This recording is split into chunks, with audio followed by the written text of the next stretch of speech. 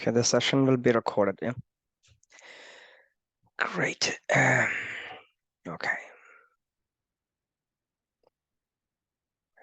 Okay. Um, so this is our very first session on Python. My name is Abu Haris Salih, and I am a cloud consultant at Accenture, Latvia. And I have an experience of more than 6 years in DevOps engineering. And I have worked with various projects, such as Telecom, Volkswagen, and Telia, and a few other telecom industries. So let's get started. ഞാൻ മലയാളത്തിൽ പറഞ്ഞിരിക്കുന്നല്ലോ അല്ലേ? ഇതിലെ target audience എന്ന് പറയുമ്പോൾ നമ്മൾ എന്നോട് ചോദിച്ച ഒരുപാട് പേരുണ്ട് ഈ പറഞ്ഞ പഠിക്കുന്നതിന് എന്തെങ്കിലും ബാരിയർ ഉണ്ടോ എന്നുള്ളത് ഒരു പ്രശ്നം ഉണ്ടാകുന്നു. അപ്പം ഇതുള്ളൂ, ഇൻട്രസ്റ്റ് ഐ ടിയിൽ ഇൻട്രസ്റ്റ് ഉണ്ടാവണമെന്ന് മാത്രമേ ഉള്ളൂ. പിന്നെ അഡ്മിനിസ്ട്രേറ്റേഴ്സ് ആയ ആൾക്കാർക്ക് ഓട്ടോമേഷന് വേണ്ടി ഉപയോഗിക്കാൻ പറ്റും ഈ കോഴ്സ്. പിന്നെ വെബ് ഡെവലപ്മെന്റ് മെഷീൻ ലേണിംഗിലൊക്കെ വർക്ക് ചെയ്യുന്ന ആൾക്കാർക്ക് ഡെവലപ്പേഴ്സിന് വേണമെങ്കിൽ പഠിക്കാം. പിന്നെ അതേപോലെ ടെക്നിക്കൽ എൻതൂസിയാസം, ഇതിൽ പഠിച്ച് വേറെ ഏതെങ്കിലും കോഴ്സ്, അതായത് പൈത്തൺ പഠിച്ച് തുടങ്ങിക്കൊണ്ട് വേറെ ഏതെങ്കിലും ലാംഗ്വേജിലേക്ക് സ്വിച്ച് ചെയ്യാൻ ആഗ്രഹിക്കുന്നവർക്കും പറ്റുന്നൊരു കോഴ്സാണ്. അതുപോലെ ലേണിംഗ് ഫേസസിൽ നമ്മളിപ്പം 3 ഫേസസ് ആണ് നമ്മൾ ഡിവൈഡ് ചെയ്തേക്കുന്നത്. ഒന്ന് ഫണ്ടമെന്റൽ ആണ്, 2 ഇന്റർമീഡിയറ്റ്. അപ്പോൾ ഈ കോഴ്സ് ഞാൻ ഒരു ഇന്റർമീഡിയറ്റ് ലെവലിലേക്കാണ് ഡിസൈൻ ചെയ്തേക്കുന്നത്. കാരണം ഫൗണ്ടേഷണൽ കോൺസെപ്റ്റ്സ് എന്ന് പറയുമ്പോൾ നമ്മൾ ജസ്റ്റ് ഒരു ആൽഫബറ്റ്സും നമ്പേഴ്സ് ഒക്കെ പഠിക്കുന്ന പോലെ ഉണ്ടാവുള്ളൂ ഈ ബേസിക്സ് എന്ന് പറഞ്ഞത്. പക്ഷേ ഇന്റർമീഡിയറ്റ് ലെവലിലേക്ക് വരുമ്പോഴാണ് നമ്മൾ അതിന്റെ യൂസ് കേസസ് കൃത്യമായി വർക്ക്ഔട്ട് ചെയ്യുന്നത്. അപ്പോൾ ഈ പറഞ്ഞ ഈ കോർ കോൺസെപ്റ്റ്സ് ഇൻ പ്രോഗ്രാമിംഗ്, അത് പൈത്തൺ എന്നല്ല, ഏതൊരു ലാംഗ്വേജിലാണെങ്കിലും നമുക്ക് ഈ പറഞ്ഞ കോർ കോൺസെപ്റ്റ്സ് എല്ലാം സെയിം ആണ്. അപ്പം ഇത് തന്നെ വീണ്ടും റിപ്പീറ്റ് ചെയ്യുന്നതിനകത്ത് വലിയ അർത്ഥമൊന്നുമില്ല. അപ്പോൾ ഇത് പഠിപ്പിക്കാനാണെങ്കിൽ ചിലപ്പോൾ രണ്ടോ മൂന്നോ ദിവസം മതിയാവും ഈ ഒരു കോർ കോൺസെപ്റ്റ്സ് പഠിക്കാൻ. പക്ഷെ അങ്ങനെ പഠിച്ചുകൊണ്ട് കാര്യമില്ല. നമുക്ക് ഇന്റർമീഡിയറ്റ് ലെവലിലേക്ക് ഇറങ്ങിക്കൊണ്ട് അതിന്റെ റിയൽ യൂസ് കേസസ്, അതായത് സോൾവിങ് ഇതിന്റെ കോർ കോൺസെപ്റ്റ്സ് മാത്രമേ ഉണ്ടാവുള്ളൂ, ബേസിക് സിന്റാക്സും. ഇന്റർമീഡിയറ്റ് ലെവലിലേക്ക് വരുമ്പോൾ start solving complex problems and writing structured and efficient code. അപ്പോൾ ഇവിടെ വരുമ്പോഴാണ് നമ്മൾ പ്രോബ്ലംസ് സോൾവ് ചെയ്യാൻ തുടങ്ങുന്നത് ഇവിടെയാണ്. അതേപോലെ എങ്ങനെയാണ് ഒരു കോഡ് നല്ല രീതിയിൽ സ്ട്രക്ചേർഡ് ചെയ്ത് എഴുതുക, അതല്ലെന്നുണ്ടെങ്കിൽ പെർഫോമൻസ് ഫ്രണ്ട്ലി, അതിൽ ഒപ്റ്റിമൈസ് ചെയ്ത് എഴുതുക എന്നുള്ളത് ഇന്റർമീഡിയറ്റ് ലെവലിലേക്കാണ്. അവിടെ വരുമ്പോഴാണ് നമ്മൾ കുറച്ച് കൂടുതൽ പൈത്തന്റെ കൂടുതൽ അഡ്വാൻസ്ഡ് ഫീച്ചേഴ്സ് ഒക്കെ ഉപയോഗിക്കുന്നത്.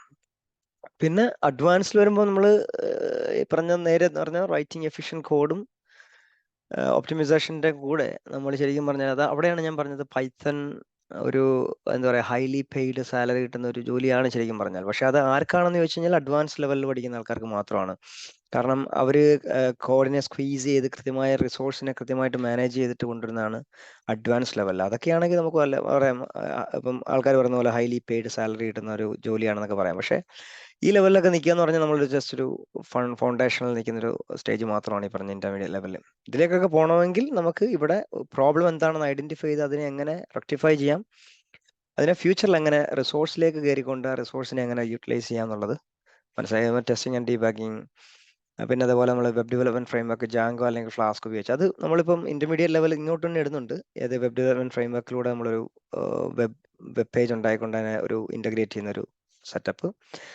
അതുപോലെ അതിന്റെ കൂടെ തന്നെ തന്നെയാണ് ഈ ഡേറ്റാബേസ് എന്ന് പറയുമ്പോൾ അഡ്വാൻസ് ലെവലിന്റെ കുറച്ച് ഫീച്ചേഴ്സ് ഇന്റർമീഡിയറ്റിലേക്ക് ഞാൻ ഇട്ടിട്ടുണ്ട്. അത് പിന്നീട് നോക്കാം നമുക്ക് അത് ആപ്റ്റ് ആണോ ഇല്ല എന്നുള്ളത്. അതുപോലെ language as a medium of communication, ഞാൻ എൻ്റെ ട്രെയിനിങ് മെറ്റീരിയൽസ് ഒന്നും ഒരിക്കലും ഒരു ടെക്നിക്കൽ പെർസ്പെക്റ്റീവ് ഉണ്ടാക്കിയതല്ല. കാരണം അങ്ങനെ പഠിച്ചിട്ട് കാര്യമില്ല. കാരണം അങ്ങനെ പഠിക്കാൻ നമുക്ക് പറ്റത്തുമില്ല. കാരണം ഒരു ബിഗിനർ ഫ്രണ്ട്ലി ലാംഗ്വേജ് എന്നുള്ള രീതിയിൽ പൈത്തൺ എടുക്കുന്നതുകൊണ്ടും ഉള്ള ഉദ്ദേശം എന്ന് പറഞ്ഞാൽ നമ്മൾ മറ്റുള്ളവരെ ബുദ്ധിമുട്ടിക്കാതെ ഐ ടിയിലേക്ക് ഇൻട്രസ്റ്റ് ഉണ്ടാക്കുക എന്നുള്ളതാണ്. അപ്പം ഭാഷകൾ എന്തിനാന്ന് ചോദിച്ചു കഴിഞ്ഞാൽ മനുഷ്യന്മാർ അതിനുവേണ്ടി ഉപയോഗിക്കുന്ന നാച്ചുറൽ ലാംഗ്വേജ് വഴി കമ്മ്യൂണിക്കേറ്റ് ചെയ്യാൻ ഉപയോഗിക്കുന്നതാണ്. അതിന് പലതരം ഭാഷകളുണ്ട്. അതുപോലെ തന്നെ കമ്പ്യൂട്ടേഴ്സും പ്രോഗ്രാമിംഗ് ലാംഗ്വേജസ് വഴിയാണ് കമ്മ്യൂണിക്കേറ്റ് ചെയ്യാൻ ഉദ്ദേശിക്കുന്നത്. ഹ്യൂമൻ ലാംഗ്വേജസും കമ്പ്യൂട്ടർ ലാംഗ്വേജും തമ്മിലുള്ള റിലേഷൻഷിപ്പ് എന്താണെന്ന് ചോദിച്ചു കഴിഞ്ഞാൽ രണ്ടിലും എന്താ പറയുക, അതിന്റെ കോർ ഒന്ന് തന്നെയാണ്. എന്ന് വെച്ചാൽ രണ്ടിനും സിൻടാക്സും സെമാന്റിക്സും ഉണ്ട്. സിൻടാക്സ് എന്താണെന്ന് ചോദിച്ചാൽ a set of grammar rules to form a sentence. For example നമ്മൾ പറയുകയാണെങ്കിൽ she is going to the market എന്ന് പറയുന്നത് ഒരു ഫുള്ളി ലോജിക്കൽ സെന്റൻസ് ആണ്. അത് കൃത്യമായ പ്ലേസ്മെന്റ് ഉണ്ട്, സബ്ജക്റ്റ് വെർബ് ഒബ്ജക്റ്റ് എന്ന് പറഞ്ഞിട്ടുള്ള ഒരു സിൻടാക്സ് ഉണ്ട്. എന്നാൽ she going to market cheese to എന്ന് പറഞ്ഞിട്ടുള്ള ഒരു എന്ന് വെച്ചാൽ ഒരു ഫുള്ളി, എന്നാൽ നമുക്ക് ഏകദേശം ഒരു ഇംഗ്ലീഷ് അറിയാത്ത ഒരാളെ സംബന്ധിച്ച് പറയുമ്പോൾ വേണമെങ്കിൽ അംഗീകരിക്കാമെങ്കിലും പക്ഷെ അത് സിൻടാക്ടിക്കലി അല്ല. എന്നതുപോലെയാണ് സെമാൻറ്റിക്സും. സെമാൻറ്റിക്സ് എന്ന് പറഞ്ഞത് meaning behind words and sentences എന്ന് വെച്ചാൽ ഒരു വാക്കിനെ മീനിങ് ഫുൾ ആക്കലാണ് സെമാൻറ്റിക്സിന്റെ ഉദ്ദേശം. The cat sat on a mat എന്ന് പറയുന്നത് മീനിങ് ഫുൾ ആണ്, ലോജിക്കൽ ആണ്, എന്ന് വെച്ചാൽ അതിനകത്ത് വേറെ സംശയമൊന്നുമില്ല. But the clock SAT on A cloud എന്ന് പറഞ്ഞത് ഒരു സെൻസും വരാത്ത ഒരു സാധനമാണ്, അങ്ങനെ ഒരു കോൺസെപ്റ്റേ ഇല്ല. അപ്പോൾ ഇത് ഹ്യൂമൻ ലാംഗ്വേജസിൽ വരുന്ന രണ്ട് കാര്യങ്ങളാണ് ഈ പറഞ്ഞ സിൻടാക്സ് സെമാൻറ്റിക്സ്. ഇത് തന്നെയാണ് പ്രോഗ്രാമിംഗ് ലാംഗ്വേജിലേക്ക് വരുന്നത്. പ്രോഗ്രാമിംഗിന്റെ കീ ടേക്ക് അവേ എന്ന് പറയുന്നത് writing code with correct format. നമുക്കെന്ന് വെച്ചാൽ ജാവയ്ക്ക് ഒരു കോഡിംഗ് ഫോർമാറ്റ് ഉണ്ടാവും, പൈത്തണിന് ഒരു കോഡിംഗ് ഫോർമാറ്റ് ഉണ്ടാവും. ഏതൊക്കെ ലാംഗ്വേജ് എടുത്തിട്ടുണ്ടോ അതിനെല്ലാം ഒരു സിൻടാക്സ് ഉണ്ടാവും. അതുപോലെ സെമാൻറ്റിക്സ് എന്ന് പറഞ്ഞത് ensuring the code makes sense and does what it is intended to. For example, sum of a plus b, sum of a b എന്ന് പറഞ്ഞാൽ രണ്ടെണ്ണം തമ്മിൽ കൂട്ടലാണ്. അങ്ങനെയാണെങ്കിൽ നമ്മൾ അവിടെ ഡിഡക്ഷൻ പാടില്ല, സബ്ട്രാക്ഷൻ പാടില്ല. എന്ന് പറഞ്ഞാൽ നമ്മളൊരു കോഡ് എഴുതുന്നു, രണ്ട് സംഖ്യകളെ തമ്മിൽ കൂട്ടാനുള്ള ഒരു കോഡ് ഫംഗ്ഷൻ എഴുതുകയാണെന്നുണ്ടെങ്കിൽ അവിടെ നമ്മൾ മൈനസ് എന്ന് പറഞ്ഞിട്ട് കൊടുക്കാൻ പാടില്ല. Hi Maroof, welcome. ഞാൻ സ്റ്റാർട്ട് ചെയ്ത് കുഴപ്പമില്ല, ഞാൻ റെക്കോർഡിംഗ് സെൻഡ് ചെയ്യാം. ജസ്റ്റ് 2 സ്ലൈഡ് ആയിട്ടുള്ളൂ. ഓക്കെ, ഞാൻ സ്റ്റാർട്ട് ചെയ്യുന്നുള്ളൂ വെച്ചാൽ language as a medium of communication എന്നുള്ളൊരു ടോപ്പിക്കിലാണ് നിൽക്കുന്നത്. അപ്പം ഭാഷകൾക്ക് എപ്പോഴും ഒരു സിൻടാക്സ് ഉണ്ടാവും, അതേപോലെ സെമാൻറ്റിക്സ് ഉണ്ടാവും. അപ്പം സിൻടാക്സ് ഇതിൽ സിൻടാക്സ് എന്ന് പറഞ്ഞാൽ നമ്മൾ കറക്റ്റായിട്ട് പങ്ക്ച്വേഷൻ കറക്റ്റായിട്ട് നിർത്തുക, കോളൻ ഇടുക, പാരാന്തസിസ് ഇടുക. അത് നമ്മൾ കാണുമ്പോൾ മനസ്സിലാവും. പല ജാവ കാണുമ്പോൾ നമുക്ക് കുറച്ച് അത്ഭുതം തോന്നും. കുറെ സിൻടാക്സ് ഭയങ്കര കോംപ്ലിക്കേറ്റഡ് ആണ്.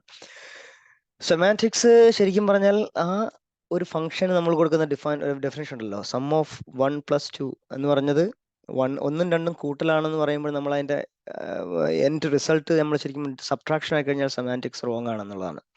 എന്ന് വെച്ചാൽ അത് എന്തിനാണോ ആ കോഡ് ഉണ്ടാക്കിയത് അത് അങ്ങനെ തന്നെ വർക്ക് ചെയ്യണം, അതല്ലാതെ അതിന്റെ അപ്പുറത്തേക്ക് വർക്ക് ചെയ്യുകയാണെങ്കിൽ സെമാൻറ്റിക്സ് റോങ് ആണെന്നാണ് അർത്ഥം.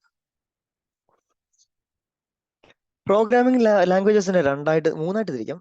ശരിക്കും 2ആയിട്ട് മതി, low level and high level എന്ന് പറഞ്ഞു. ലോ ലെവൽ ലാംഗ്വേജസ് എന്ന് പറഞ്ഞത് മെഷീൻ ആൻഡ് അസംബ്ലി ലാംഗ്വേജസ് എന്നാണ്. അത് പണ്ട് കാലത്തെ അപ്പോളോ 11 എന്ന് പറഞ്ഞിട്ടുള്ള മൂൺ ലാൻഡിംഗ് മിഷനിൽ ഉപയോഗിച്ച ഒരു മെമ്മറി യൂണിറ്റ് ആണിത്. എന്ന് വെച്ചാൽ എന്താണ്, അപ്പോളോ ഗൈഡൻസ് ഒരു കമ്പ്യൂട്ടറാണ് ഇത്. ശരിക്കും പറഞ്ഞാൽ ഗൈഡൻസ് കമ്പ്യൂട്ടറാണ്. എന്ന് വെച്ചാൽ ഇത് IBM എഞ്ചിനീയേഴ്സ് ഉണ്ടാക്കിയെടുത്തൊരു കമ്പ്യൂട്ടറാണ്.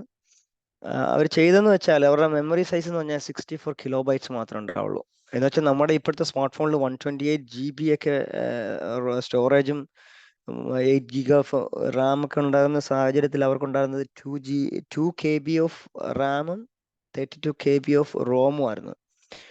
അപ്പൊ നമ്മൾ വിചാരിക്കും അത്, അപ്പൊ നമ്മൾ പലരും പറയുന്നതാണ് അപ്പോളോ മിഷൻസ് ശരിക്കും ഹോക്സ് ആണ്, അത് ശരിക്കും നടന്നിട്ടില്ല, മൂൺ ലാൻഡ് ചെയ്തില്ല എന്ന് പറയുമ്പോഴും അവരെങ്ങനെ അച്ചീവ് ചെയ്യുന്നു ചോദിച്ചു കഴിഞ്ഞാൽ നമുക്ക് ശരിക്കും പറഞ്ഞാൽ ഒരു ലോ ലെവൽ ലാംഗ്വേജ് ഉപയോഗിച്ചുകൊണ്ട് ഇത്രയും മതി.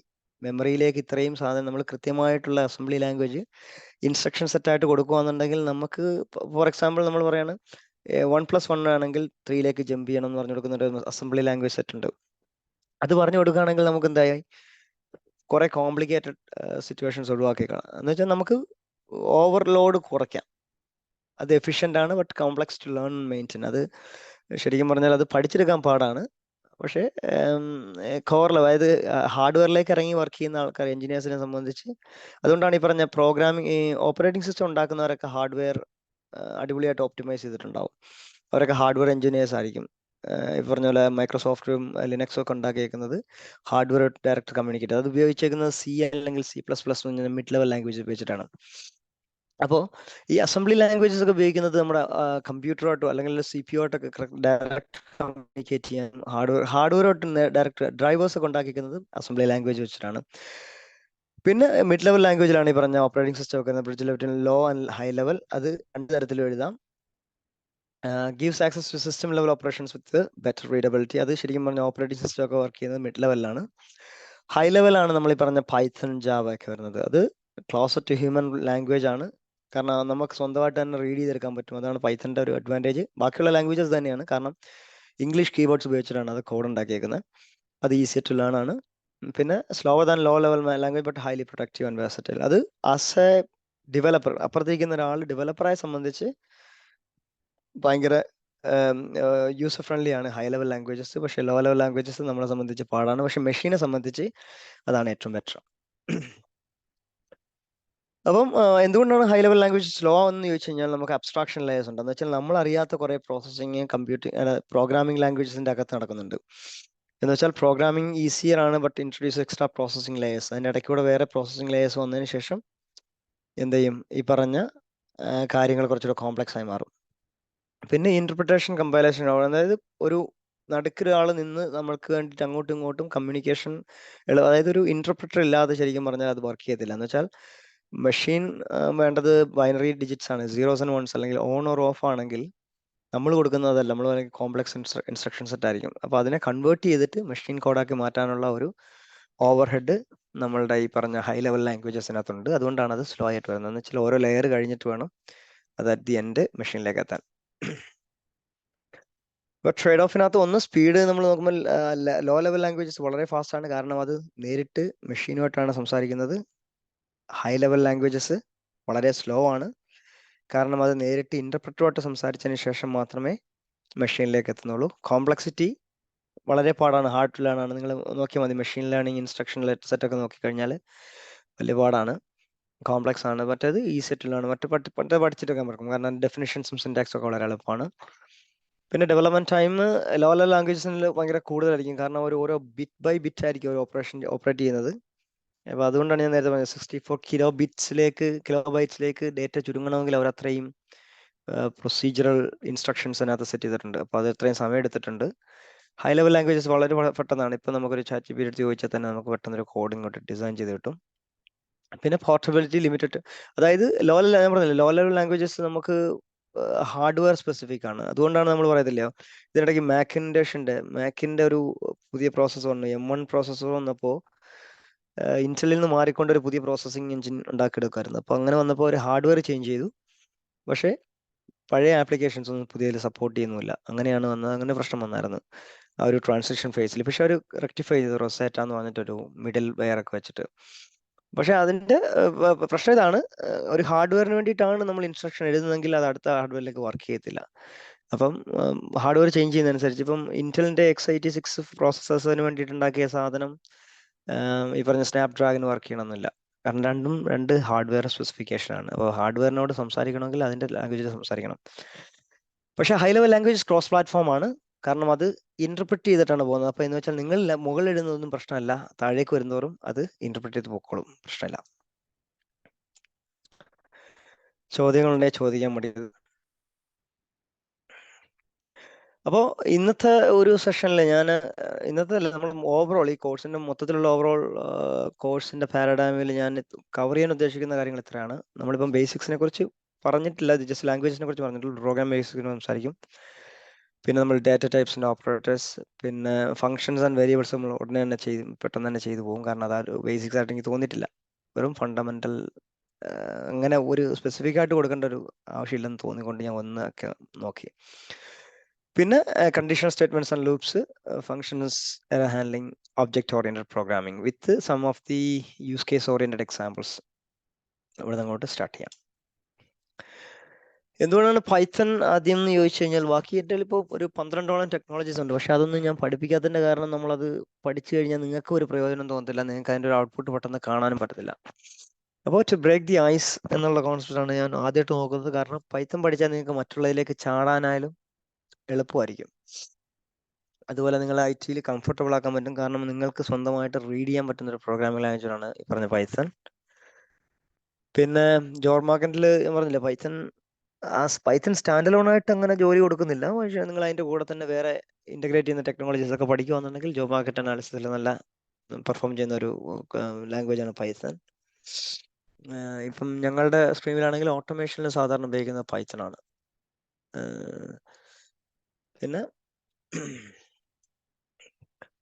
ഇപ്പോൾ languages is A medium of communication. ആദ്യം പറഞ്ഞ പോലെ every language is unique when apply for A use case. എന്ന് പറഞ്ഞാൽ നമ്മൾ ഈ പറഞ്ഞില്ലേ, 10,000-കണക്കിന് ലാംഗ്വേജസ് അവൈലബിൾ ആണ് മാർക്കറ്റിൽ, പക്ഷെ എല്ലാം നമ്മൾ ഉപയോഗിക്കുന്നില്ല. കാരണം വെച്ചാൽ ഓരോ ലാംഗ്വേജിന്റെ ഉപയോഗം വ്യത്യസ്തമാണ്. അപ്പം ജാവ ഉപയോഗിക്കുന്നത് ഒരു തരം ആപ്ലിക്കേഷൻ ആണെങ്കിൽ പൈത്തൺ ഉപയോഗിക്കുന്നത് വേറെ തരം ആപ്ലിക്കേഷൻ ആയിരിക്കും. ഇപ്പോൾ മൊബൈൽ ഡെവലപ്മെന്റ് ഒന്നും പൈത്തൺ അത്ര സൂട്ടബിൾ അല്ല, പക്ഷേ റാദർ ദാൻ ബാക്കി ഇപ്പോൾ ഗോ പോലുള്ള ലാംഗ്വേജസ് ഒക്കെ ഇപ്പോൾ ഡെവലപ്പ് ആയി വരുന്നത് പൈത്തൺ സാധാരണ ഉപയോഗിക്കുന്ന മെഷീൻ ലേണിംഗ് അതേപോലുള്ള കോൺസെപ്റ്റാണ് കൂടുതൽ. കാരണം ലൈബ്രറീസ് കൂടുതലും അതിനാണ്. വെബ് ഡെവലപ്മെന്റിനും ഈ പറഞ്ഞ മെഷീൻ ലേണിങ്ങിനും ഓട്ടോമേഷനുമാണ് കൂടുതൽ ലൈബ്രറീസ് ഉള്ളത്. അതേപോലെ എന്ന് വെച്ചാൽ ഓരോ യൂസ് കേസ് അനുസരിച്ചാണ് നമ്മൾ ലാംഗ്വേജിനെ സെലക്ട് ചെയ്യുന്നത്. ഓരോ ലാംഗ്വേജിനും അതിന്റെ പ്രോസും കോൺസും ഉണ്ട്. പൈത്തൺ ഒരു ജനറൽ പർപ്പസ് ലാംഗ്വേജ് ആണ്. ഞാൻ പറഞ്ഞില്ല, ഒരു പർപ്പസിന് വേണ്ടിയിട്ടുള്ള ലാംഗ്വേജ് അല്ല. അത് മെഷീൻ ലേണിംഗിന് ഉപയോഗിക്കാം, ഓട്ടോമേഷൻ ഉപയോഗിക്കാം, വെബ് ഡെവലപ്മെന്റ് ഉപയോഗിക്കാം, API ഡെവലപ്മെന്റ് ഉപയോഗിക്കാം. പിന്നെ അതുപോലെ ഹ്യൂമൻ റൂഡാണ്, സിമ്പിൾ സിൻടാക്സ് ആണ്. മറ്റുള്ള ലാംഗ്വേജ് വെച്ച് നോക്കുമ്പോൾ ജാവയുടെ ഒരു സിൻടാക്സ് ആണ് ഈ പറഞ്ഞ ഈ ഒരു പബ്ലിക് വോയിഡ് എന്ന് പറഞ്ഞിട്ടുള്ള ഒരു പ്രോസസ്.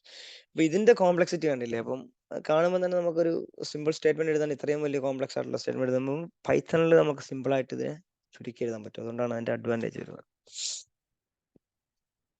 അപ്പോൾ കമ്പ്യൂട്ടറിനെ കുറിച്ച് നമുക്കറിയാം. കാരണം നമ്മൾ ഉപയോഗിക്കാൻ പോകുന്ന technologies on top of computers ആണ്. അപ്പോൾ നമ്മൾ പ്രധാനമായിട്ടും അറിഞ്ഞിരിക്കേണ്ട കാര്യം, നമ്മൾ എന്ത് ചെയ്യുമ്പോഴും നമ്മൾ ഫൗണ്ടേഷൻ അറിഞ്ഞിരിക്കണം. ഫൗണ്ടേഷൻ അറിഞ്ഞില്ല എന്നുണ്ടെങ്കിൽ മുകളിലോട്ട് പോകുമ്പോൾ നമുക്ക് വലിയ പണി കിട്ടും. അപ്പോൾ ഇപ്പോഴത്തെ ഡെവലപ്പേഴ്സിന്റെ പ്രധാന പ്രശ്നം എന്ന് പറഞ്ഞത് അവർക്ക് ഹാർഡ്വെയറിനെ കുറിച്ച് ധാരണ ഇല്ലാത്തതാണ്. മുകളിലേക്ക് വരുമ്പോൾ ഓപ്റ്റിമൈസേഷൻ, അതേപോലെ കോഡ് വളരെ സ്കാറ്റർ ചെയ്തിട്ട് വൃത്തിയായിട്ട രീതിയിൽ എഴുതുന്നതിന്റെ പ്രധാന കാരണം കമ്പ്യൂട്ടറിലെ റിസോഴ്സ് കൺസപ്ഷനെ കുറിച്ച് വലിയ ധാരണ ഇല്ലാത്തതുകൊണ്ടാണ്. അത് ഞാനൊരു യൂസ് കേസ് പറഞ്ഞായിരുന്നു കഴിഞ്ഞ പ്രാവശ്യം എൻ്റെ ഒരു പ്രോജക്റ്റിൽ. ഒരു വൃത്തിയായിട്ട രീതിയിൽ ഒരു SQL സ്റ്റേറ്റ്മെന്റ്, അതായത് ഒരു ഡേറ്റാബേസിന്റെ സ്റ്റേറ്റ്മെന്റ് എഴുതിയതിനു ശേഷം ടൈം ഔട്ടായി. എന്ന് വെച്ചാൽ പ്രോസസ്സിങ് ഒരുപാട് കൂടി, പക്ഷെ ആ ഒരു റെസ്പോൺസ് കിട്ടുന്നില്ല. അങ്ങനെ ആ ഒരു ട്രാൻസാക്ഷൻ അവിടെ വെച്ച് കട്ടായി. എന്ന് പറഞ്ഞാൽ എവിടെയോ ഒരു പാളിച്ച വന്നു. ആ ഒരു SQL സ്റ്റേറ്റ്മെന്റിനകത്ത് ഏതോ ഒരു എലമെന്റിനകത്ത് വ്യത്യാസം വന്നതിന് ശേഷമാണ് ഈ പറഞ്ഞ പ്രശ്നം വന്നത്.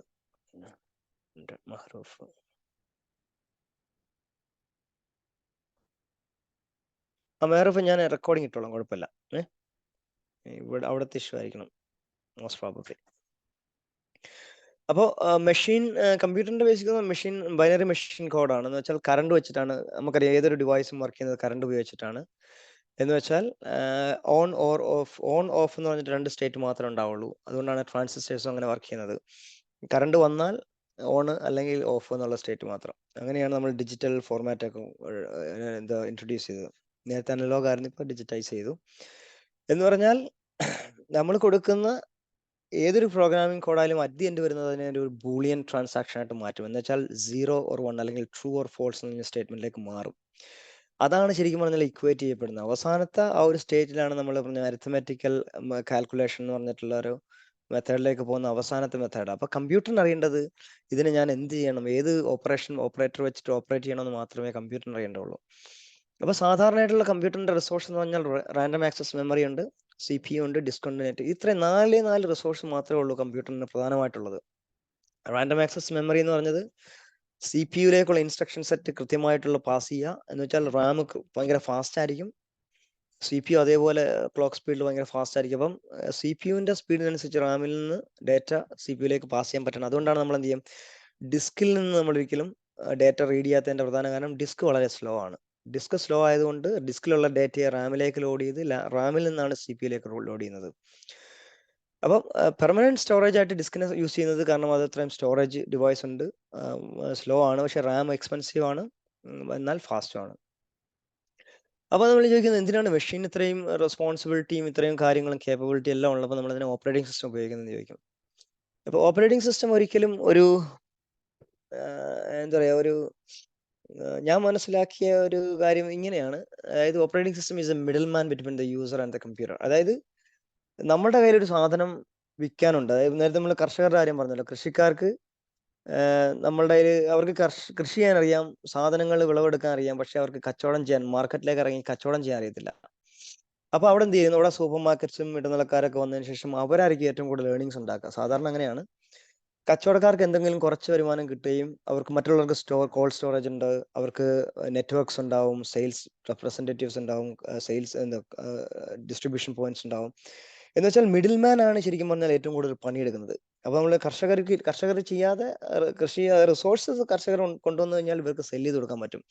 എന്നതുപോലെയാണ് കമ്പ്യൂട്ടറിന്റെ കാര്യം. കമ്പ്യൂട്ടറിൽ റിസോഴ്സസ് ഉണ്ട്, ഇതിനെ റിസോഴ്സസ് എന്നാണ് വിളിക്കുന്നത്. റാം, CPU ഇത്രയും റിസോഴ്സസ് ഉണ്ട്. ആ റിസോഴ്സസിനെ നമ്മൾ കൃത്യമായിട്ട് മാനേജ് ചെയ്യുക. ഇതിന് പറയുന്ന റിസോഴ്സ് മാനേജ്മെന്റ് ഒരു ലെയർ ആണ് ശരിക്കും പറഞ്ഞാൽ ഓപ്പറേറ്റിംഗ് സിസ്റ്റം. എന്ന് വെച്ചാൽ ഒരാൾ പറയുന്നു എനിക്കിപ്പോൾ മൈക്രോസോഫ്റ്റ് വേർഡ് ഉപയോഗിക്കണം, ഓപ്പറേറ്റിംഗ് സിസ്റ്റത്തിനോട് ചോദിക്കുന്നു, ഓപ്പറേറ്റിംഗ് സിസ്റ്റം ചോദിക്കും എന്തൊക്കെ റിസോഴ്സ് വേണം. അപ്പോൾ പറയും എനിക്ക് ഡിസ്ക് വേണം, CPU വേണം, റാം വേണം എന്ന് പറയുമ്പോൾ ഇത് ആർക്കെങ്കിലും അലക്കേറ്റ് ചെയ്തിട്ടുണ്ടോ നോക്കും. അലക്കേറ്റ് ചെയ്തിട്ടില്ലെങ്കിൽ അതിൻ്റെ ഫ്രീ സ്പേസ് നമുക്ക് തരും. ഇൻ കേസ് ആർക്കെങ്കിലും കൊടുത്തിട്ടുണ്ടെങ്കിൽ ആരെങ്കിലും പ്രോസസ്സ് ഐഡിയലായിട്ട് കിടക്കുകയാണെങ്കിൽ അവരെ എന്ത് ചെയ്യും, മാറ്റി നിർത്തിയിട്ട് നമുക്ക് ആ എന്ന് വെച്ചാൽ പ്രയോറിറ്റി സെറ്റ് ചെയ്തതിന് ശേഷം നമുക്ക് റിസോഴ്സിനെ കൃത്യമായി അലക്കേറ്റ് ചെയ്തെടുക്കുക. റിസോഴ്സിൻ്റെ ഒരു എന്താ പറയുക, റിസോഴ്സ് മാനേജ്മെന്റ് ലെയറാണ് ഈ പറഞ്ഞ ഓപ്പറേറ്റിംഗ് സിസ്റ്റം. അതിന് മുകളിലേക്ക് വരുന്ന ലെയറാണ് ഷെൽ എന്ന് പറഞ്ഞത്. ഷെൽ എന്ന് പറയുന്നത് ഒരു യൂസറിന്റെ എന്താ പറയുക ഇന്ററാക്ഷൻ പോയിന്റ് ആണ് ഷെല്ല്. ഷെല്ല് വഴിയാണ് ഓപ്പറേറ്റിംഗ് സിസ്റ്റമായിട്ട് നമ്മൾ കമ്മ്യൂണിക്കേറ്റ് ചെയ്യുന്നത്. ഫോർ എക്സാമ്പിൾ, ഇപ്പൊ മൈക്രോസോഫ്റ്റ് വിൻഡോസിന്റെ കേസിലാണെങ്കിൽ നമുക്ക് ഷെൽ എന്ന് പറയാൻ ഈ ഒരു യൂസർ ഇന്റർഫേസേ ഉള്ളൂ, UI. ആ UI-യിലേക്ക് നമുക്ക് കുറേ ബട്ടൺസ് ഒക്കെ തന്നിട്ട് പറയുകയാണ് നിങ്ങൾ ഇങ്ങനെ ഉപയോഗിച്ച് കഴിഞ്ഞാൽ നിങ്ങൾക്ക് ഇങ്ങനെ പ്രോസസ്സ് കിട്ടും എന്നുള്ളത്. ഫോർ എക്സാമ്പിൾ സേവ് ചെയ്യാൻ പറഞ്ഞാൽ കൺട്രോൾ ഫയൽ സേവ് കൊടുത്തു കഴിഞ്ഞാൽ ഓപ്പറേറ്റിംഗ് സിസ്റ്റം സേവ് എന്ന് പറഞ്ഞിട്ടുള്ള ഡിസ്കിലേക്കുള്ള ഒരു കോഡ് കൊടുക്കും. അങ്ങനെ ഡിസ്കിന്റെ ഒരു അലൊക്കേഷൻ കൊടുത്തിട്ട് ഡിസ്കിലേക്ക് സ്റ്റോർ ആവും. ഇതാണ് ശരിക്കും ചെയ്യുന്നത്. അപ്പോൾ ഇവിടെ നമ്മൾ ഷെൽ എന്ന് പറയുന്നത് പൈത്തൺ എന്ന് പറഞ്ഞ വൺ ഓഫ് ദ ഷെല്ലുണ്ട്, ഇന്റർപ്രിറ്റർ ആണ്. ലിനക്സിന്റെ കേസിലാണെങ്കിൽ ബാഷ് എന്ന് പറഞ്ഞ ഷെല്ലുണ്ട്. ഇതൊക്കെ ഞാൻ പറഞ്ഞത് ജസ്റ്റ് ഒരു ബേസിക്സ് ആണ്. കമ്പ്യൂട്ടറിന്റെ താഴെ കടയിൽ ഫിസിക്കൽ ലെയർ ഉണ്ട്. അവിടെ ഫിസിക്കൽ ലെയറിൽ ഇലക്ട്രിസിറ്റി അങ്ങനെയുള്ള കമ്പോണൻസ് ഉണ്ട്. എന്ന് വെച്ചാൽ തൊട്ട് നോക്കാൻ പറ്റുന്ന എന്തൊക്കെയുണ്ടോ അതെല്ലാം ഫിസിക്കൽ ലെയറിൽ വരും. റാം, CPU, ഡിസ്ക് ഒക്കെ. പിന്നെ അതിന് മുകളിൽ വരുന്നതാണ് operating system. Operating system hardware dependent ആണ്. ഞാൻ പറഞ്ഞില്ല നേരത്തെ, ഓരോ ലെയറും ഡിസൈൻ ചെയ്യുന്നത്, ഓരോ ഓപ്പറേറ്റിംഗ് സിസ്റ്റം ഡിസൈൻ ചെയ്യുന്നത് ഓരോ ഹാർഡ്വെയർ അനുസരിച്ചായിരിക്കും. അതിന് മുകളിലാണ് ഷെല്ല് വരുന്നത്. ഇങ്ങനെയാണ് നമ്മുടെ റിസോഴ്സസ് വരുന്നു, അതിന് മുകളിൽ ഓപ്പറേറ്റിംഗ് സിസ്റ്റം വരുന്നു, പിന്നെ ഷെല്ല് വരുന്നു. ഇതാണ് ബേസിക്സ് ഓഫ് കമ്പ്യൂട്ടേഴ്സ്. അപ്പൊ ഞാൻ നേരെ introduction of functions and variable, ഞാൻ നേരെ ടോപ്പിക്കിലേക്ക് കയറാണ്. എനിക്കധികം ഈ പറഞ്ഞ പിടിച്ചു നിർത്തേണ്ട ആവശ്യമില്ല, കാരണം അങ്ങനെ പോകേണ്ട ഒരു ടോപ്പിക് അല്ല ഈ പറഞ്ഞ പ്രോഗ്രാമിംഗ് ലാംഗ്വേജ് ഞാൻ വിശ്വസിക്കുന്നു. അപ്പോൾ variables are like containers to store data. ഇത് നിങ്ങൾ ഏത് ലാംഗ്വേജ് പഠിച്ചോ എല്ലാത്തിനും ഒന്നായിരിക്കും. അപ്പം ഞാൻ എപ്പോഴും പറയുന്ന ഒരു കാര്യം, കോൺസെപ്റ്റിൽ നിൽക്കുക, നിങ്ങൾ അതിന്റെ സിൻറ്റാക്സിൽ നിൽക്കുക. സിൻറ്റാക്സ് നോക്കുകയും ചെയ്യരുത്. ഫോർ എക്സാമ്പിൾ, നിങ്ങൾ പറയുന്നത് പൈത്തണിൽ നമ്മൾ വേരിയബിൾ ഡിഫൈൻ ചെയ്യാൻ പറയും, പക്ഷേ അതേപോലെ ജാവയിൽ എങ്ങനെ നോക്കുക, നമ്മൾ വേണമെങ്കിൽ നോക്കിയാൽ മതി. ജാവയിൽ എങ്ങനെ വേരിയബിളിനെ ഡിഫൈൻ ചെയ്യാന്ന് വെച്ച് കഴിഞ്ഞാൽ അങ്ങനെ തന്നെ റെസ്പോൺസ് ഉണ്ടാവും. പക്ഷേ സിൻറ്റാക്സ് വേറെ ആണെന്ന് മാത്രമേ ഉള്ളൂ. എന്ന് വെച്ചാൽ വേരിയബിൾ എന്ന് പറഞ്ഞൊരു കോൺസെപ്റ്റ് എപ്പോഴും ആ ഒരു കീ പ്രിൻസിപ്പിൾ എപ്പോഴും അവിടെ ഉണ്ടാവും. അതുകൊണ്ട് നിങ്ങൾ എപ്പോഴും നോക്കേണ്ട അങ്ങനെ ഒരു പ്രിൻസിപ്പിളിലൂടെ മാത്രമേ പോവുള്ളൂ. അതല്ല നിങ്ങൾ ആ ലാംഗ്വേജിന്റെ മൊത്തത്തിലുള്ള ഇറങ്ങി ചെന്നുകൊണ്ട് എന്താ ബൈഹാർട്ട് ചെയ്ത് പോകേണ്ട കാര്യമൊന്നും ഇല്ല. ഒരിക്കലും അങ്ങനെ ചെയ്യരുത്. അപ്പോൾ ഇതെന്ന് പറഞ്ഞത് വേരിയബിൾ എന്ന് പറഞ്ഞാൽ നമ്മൾ കണ്ടെയ്നേഴ്സ് ടു സ്റ്റോർ ഡേറ്റ എന്ന് വെച്ചാൽ നമ്മളിപ്പം ഫോർ എക്സാമ്പിൾ പറയുകയാണെങ്കിൽ നമ്മുടെ കയ്യിൽ വാർഡ്രോബിലേക്ക് ഒരു സാധനം വെക്കുന്നു, ആ വാർഡ്രോബിന് നമ്മളൊരു പേരിടുന്നു, പിന്നീട് വരുന്ന സാധനം അതിലേക്ക് തന്നെ വെക്കുന്നു. അങ്ങനെ നമ്മളൊരു സ്റ്റോറേജ് ഡിവൈസ് ആയിട്ട് കണ്ടാൽ മതി വേരിയബിൾസിനെ. ഫോർ എക്സാമ്പിൾ, നമ്മളിപ്പം ഫോണിലെ ഒരു ഫോൺ നമ്പർ സേവ് ചെയ്യുമ്പോൾ അതിൻ്റെ ഒരു പേരുണ്ടാവും, അതിലേക്ക് ഒരു നമ്പർ ആഡ് ചെയ്യും ആർഗ്യുമെന്റ് ആയിട്ട്. അങ്ങനെ ഇപ്പൊ നമ്മൾ നെക്സ്റ്റ് ടൈം ആ പേര് വിളിക്കുകയോ അല്ലെങ്കിൽ നമ്പർ വിളിക്കുകയോ ചെയ്താൽ നമുക്ക് ഓട്ടോമാറ്റിക്കലി പേരോ അല്ലെങ്കിൽ നമ്പറോ കിട്ടും. എന്ന് വെച്ചാൽ അതിനകത്ത് എന്താണോ വാല്യൂ അസൈൻ ചെയ്തേക്കുന്നത് അത് നമുക്ക് കിട്ടും. ഇപ്പൊ പേര് വെച്ചാൽ സെർച്ച് ചെയ്യുന്നെങ്കിൽ ചിലപ്പോൾ നമ്പർ നമുക്ക് തിരിച്ചു കിട്ടും. നമ്പർ വെച്ചാണെങ്കിൽ ചിലപ്പോൾ നമുക്ക് പേര് കിട്ടും. So they help us store, manipulate and retrieve information. ഇത് എവിടെയാണ് ഉപയോഗിക്കാന്ന് വെച്ചാൽ നമുക്ക് ഒരു പ്രോസസ്സ് കഴിഞ്ഞതിന് ശേഷം ആ പ്രോസസ്സിന്റെ ഔട്ട്പുട്ട് മറ്റൊന്നിലേക്ക് പാസ് ചെയ്യണമെങ്കിൽ നമ്മൾ എന്ത് ചെയ്യും, വേരിയബിളിലേക്ക് അസൈൻ ചെയ്ത് കൊടുത്തിട്ട് ഒരിടത്ത് കീപ്പ് ചെയ്ത് വെക്കും. എന്നിട്ട് അതിനെ നമ്മൾ എന്ത് ചെയ്യും, അടുത്തതിലേക്ക് ഓപ്പറേഷൻ മാനിപ്പുലേഷൻ അല്ലെങ്കിൽ അതിന്റെ ഇൻഫർമേഷൻ റിട്രീവ് ചെയ്യാൻ വേണ്ടി ഉപയോഗിക്കും. പിന്നെ എങ്ങനെയാണ് how to define a variable in Python എന്ന് വെച്ച് കഴിഞ്ഞാൽ വേരിയബിൾ നെയിം എന്ന് വെച്ചാൽ നിങ്ങൾക്ക് ഇട്ട് കൊടുക്കേണ്ട ഒരു വേരിയബിൾ ഉണ്ടാവും, ആ വേരിയബിളിന് ഒരു പേര് കൊടുക്കുക. ഞാൻ നമുക്ക് പ്രാക്ടീസ് ഒക്കെ കൊണ്ടുണ്ടാവും. ഞാൻ ഓൺലൈൻ ഇന്റർപ്രിറ്റർ ആണ് ഉപയോഗിക്കുന്നത്.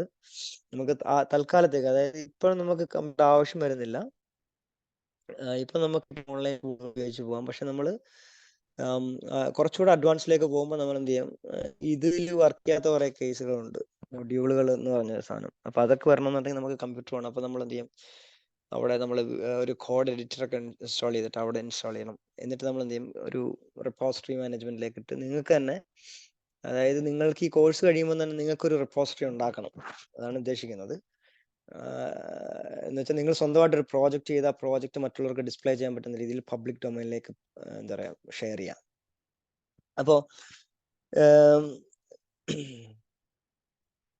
ഇപ്പൊ ഞാൻ വേരിയബിൾസിനെ കുറിച്ച് എങ്ങനെയാണ് വേരിയബിൾ എന്ന് പറഞ്ഞൊരു സ്റ്റോറേജ് ആണ്. അപ്പം വേരിയബിളിനെ എങ്ങനെ ഡിഫൈൻ ചെയ്യുന്ന വെച്ച് കഴിഞ്ഞാൽ name is equal to value. ഇത്രേ ഉള്ളൂ. നിങ്ങൾ എപ്പോഴും സിൻടാക്സിൽ നോക്കിയിരുന്നാൽ മതി. എന്ന് വെച്ചാൽ എന്താണോ വേരിയബിളിന് പേര് കൊടുക്കേണ്ടത് ആ പേര് കൊടുക്കുക, സ്പേസ് ഇടുക, ഈക്വൽ സൈൻ ഇടുക, അതിന് വാല്യൂ കൊടുക്കുക. ഇപ്പൊ ഞാൻ പറയാണ് എങ്ങനെ വേണമെങ്കിലും പേര് കൊടുക്കാം, സ്പേസ് ഉണ്ടാവാൻ പാടില്ലെന്നേ ഉള്ളൂ. അപ്പൊ ഞാൻ അണ്ടർസ്കോർ വെച്ച് ഡിഫൈൻ ചെയ്തു, ഈക്വൽ ടു അബു ഹാരിസ്. അപ്പൊ ഇങ്ങനെ വരുന്നവരെ നമുക്ക് റൺ ചെയ്ത് നോക്കി കഴിഞ്ഞാൽ നമുക്ക് റിസൾട്ട് കിട്ടത്തില്ല. കാരണം നമുക്ക് അതിലേക്ക് പോയിട്ടില്ല. ജസ്റ്റ് വേരിയബിൾ ഡെഫിനേഷൻ ആണല്ലോ. എന്ന് വെച്ചാൽ വേരിയബിൾ ഡെഫിനേഷൻ എത്രേ ഉള്ളൂ, നെയിം ഓഫ് ദി വേരിയബിൾ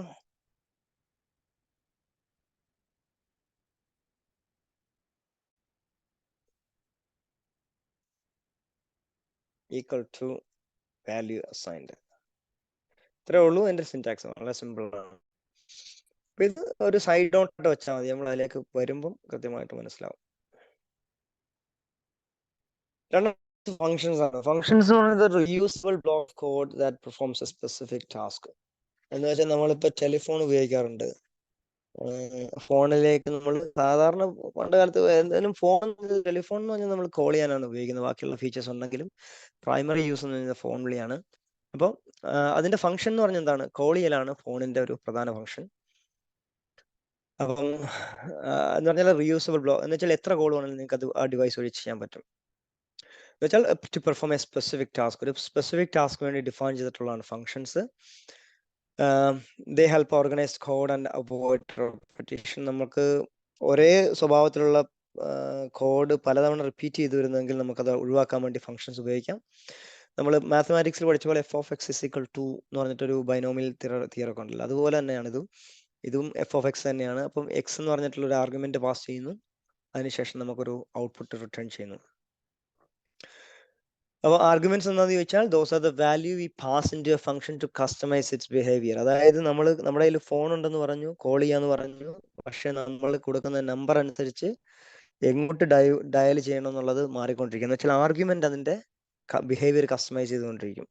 അപ്പം നമ്മൾ കൊടുക്കുന്ന നമ്പറിനെ ആർഗ്യുമെന്റ് എന്ന് വിളിക്കാം. ഫംഗ്ഷനിലേക്ക് കൊടുക്കുന്ന വാല്യൂ ആണ് ആർഗ്യുമെന്റ്സ് വിളിക്കുന്നത്. They act as the inputs to the function. For example coffee മെഷീന്റെ കേസിലാണെങ്കിൽ തന്നെ നമ്മളൊരു കോഫി മെഷീനെ ഒരു ഫംഗ്ഷൻ ആയിട്ട് കാണുന്നു.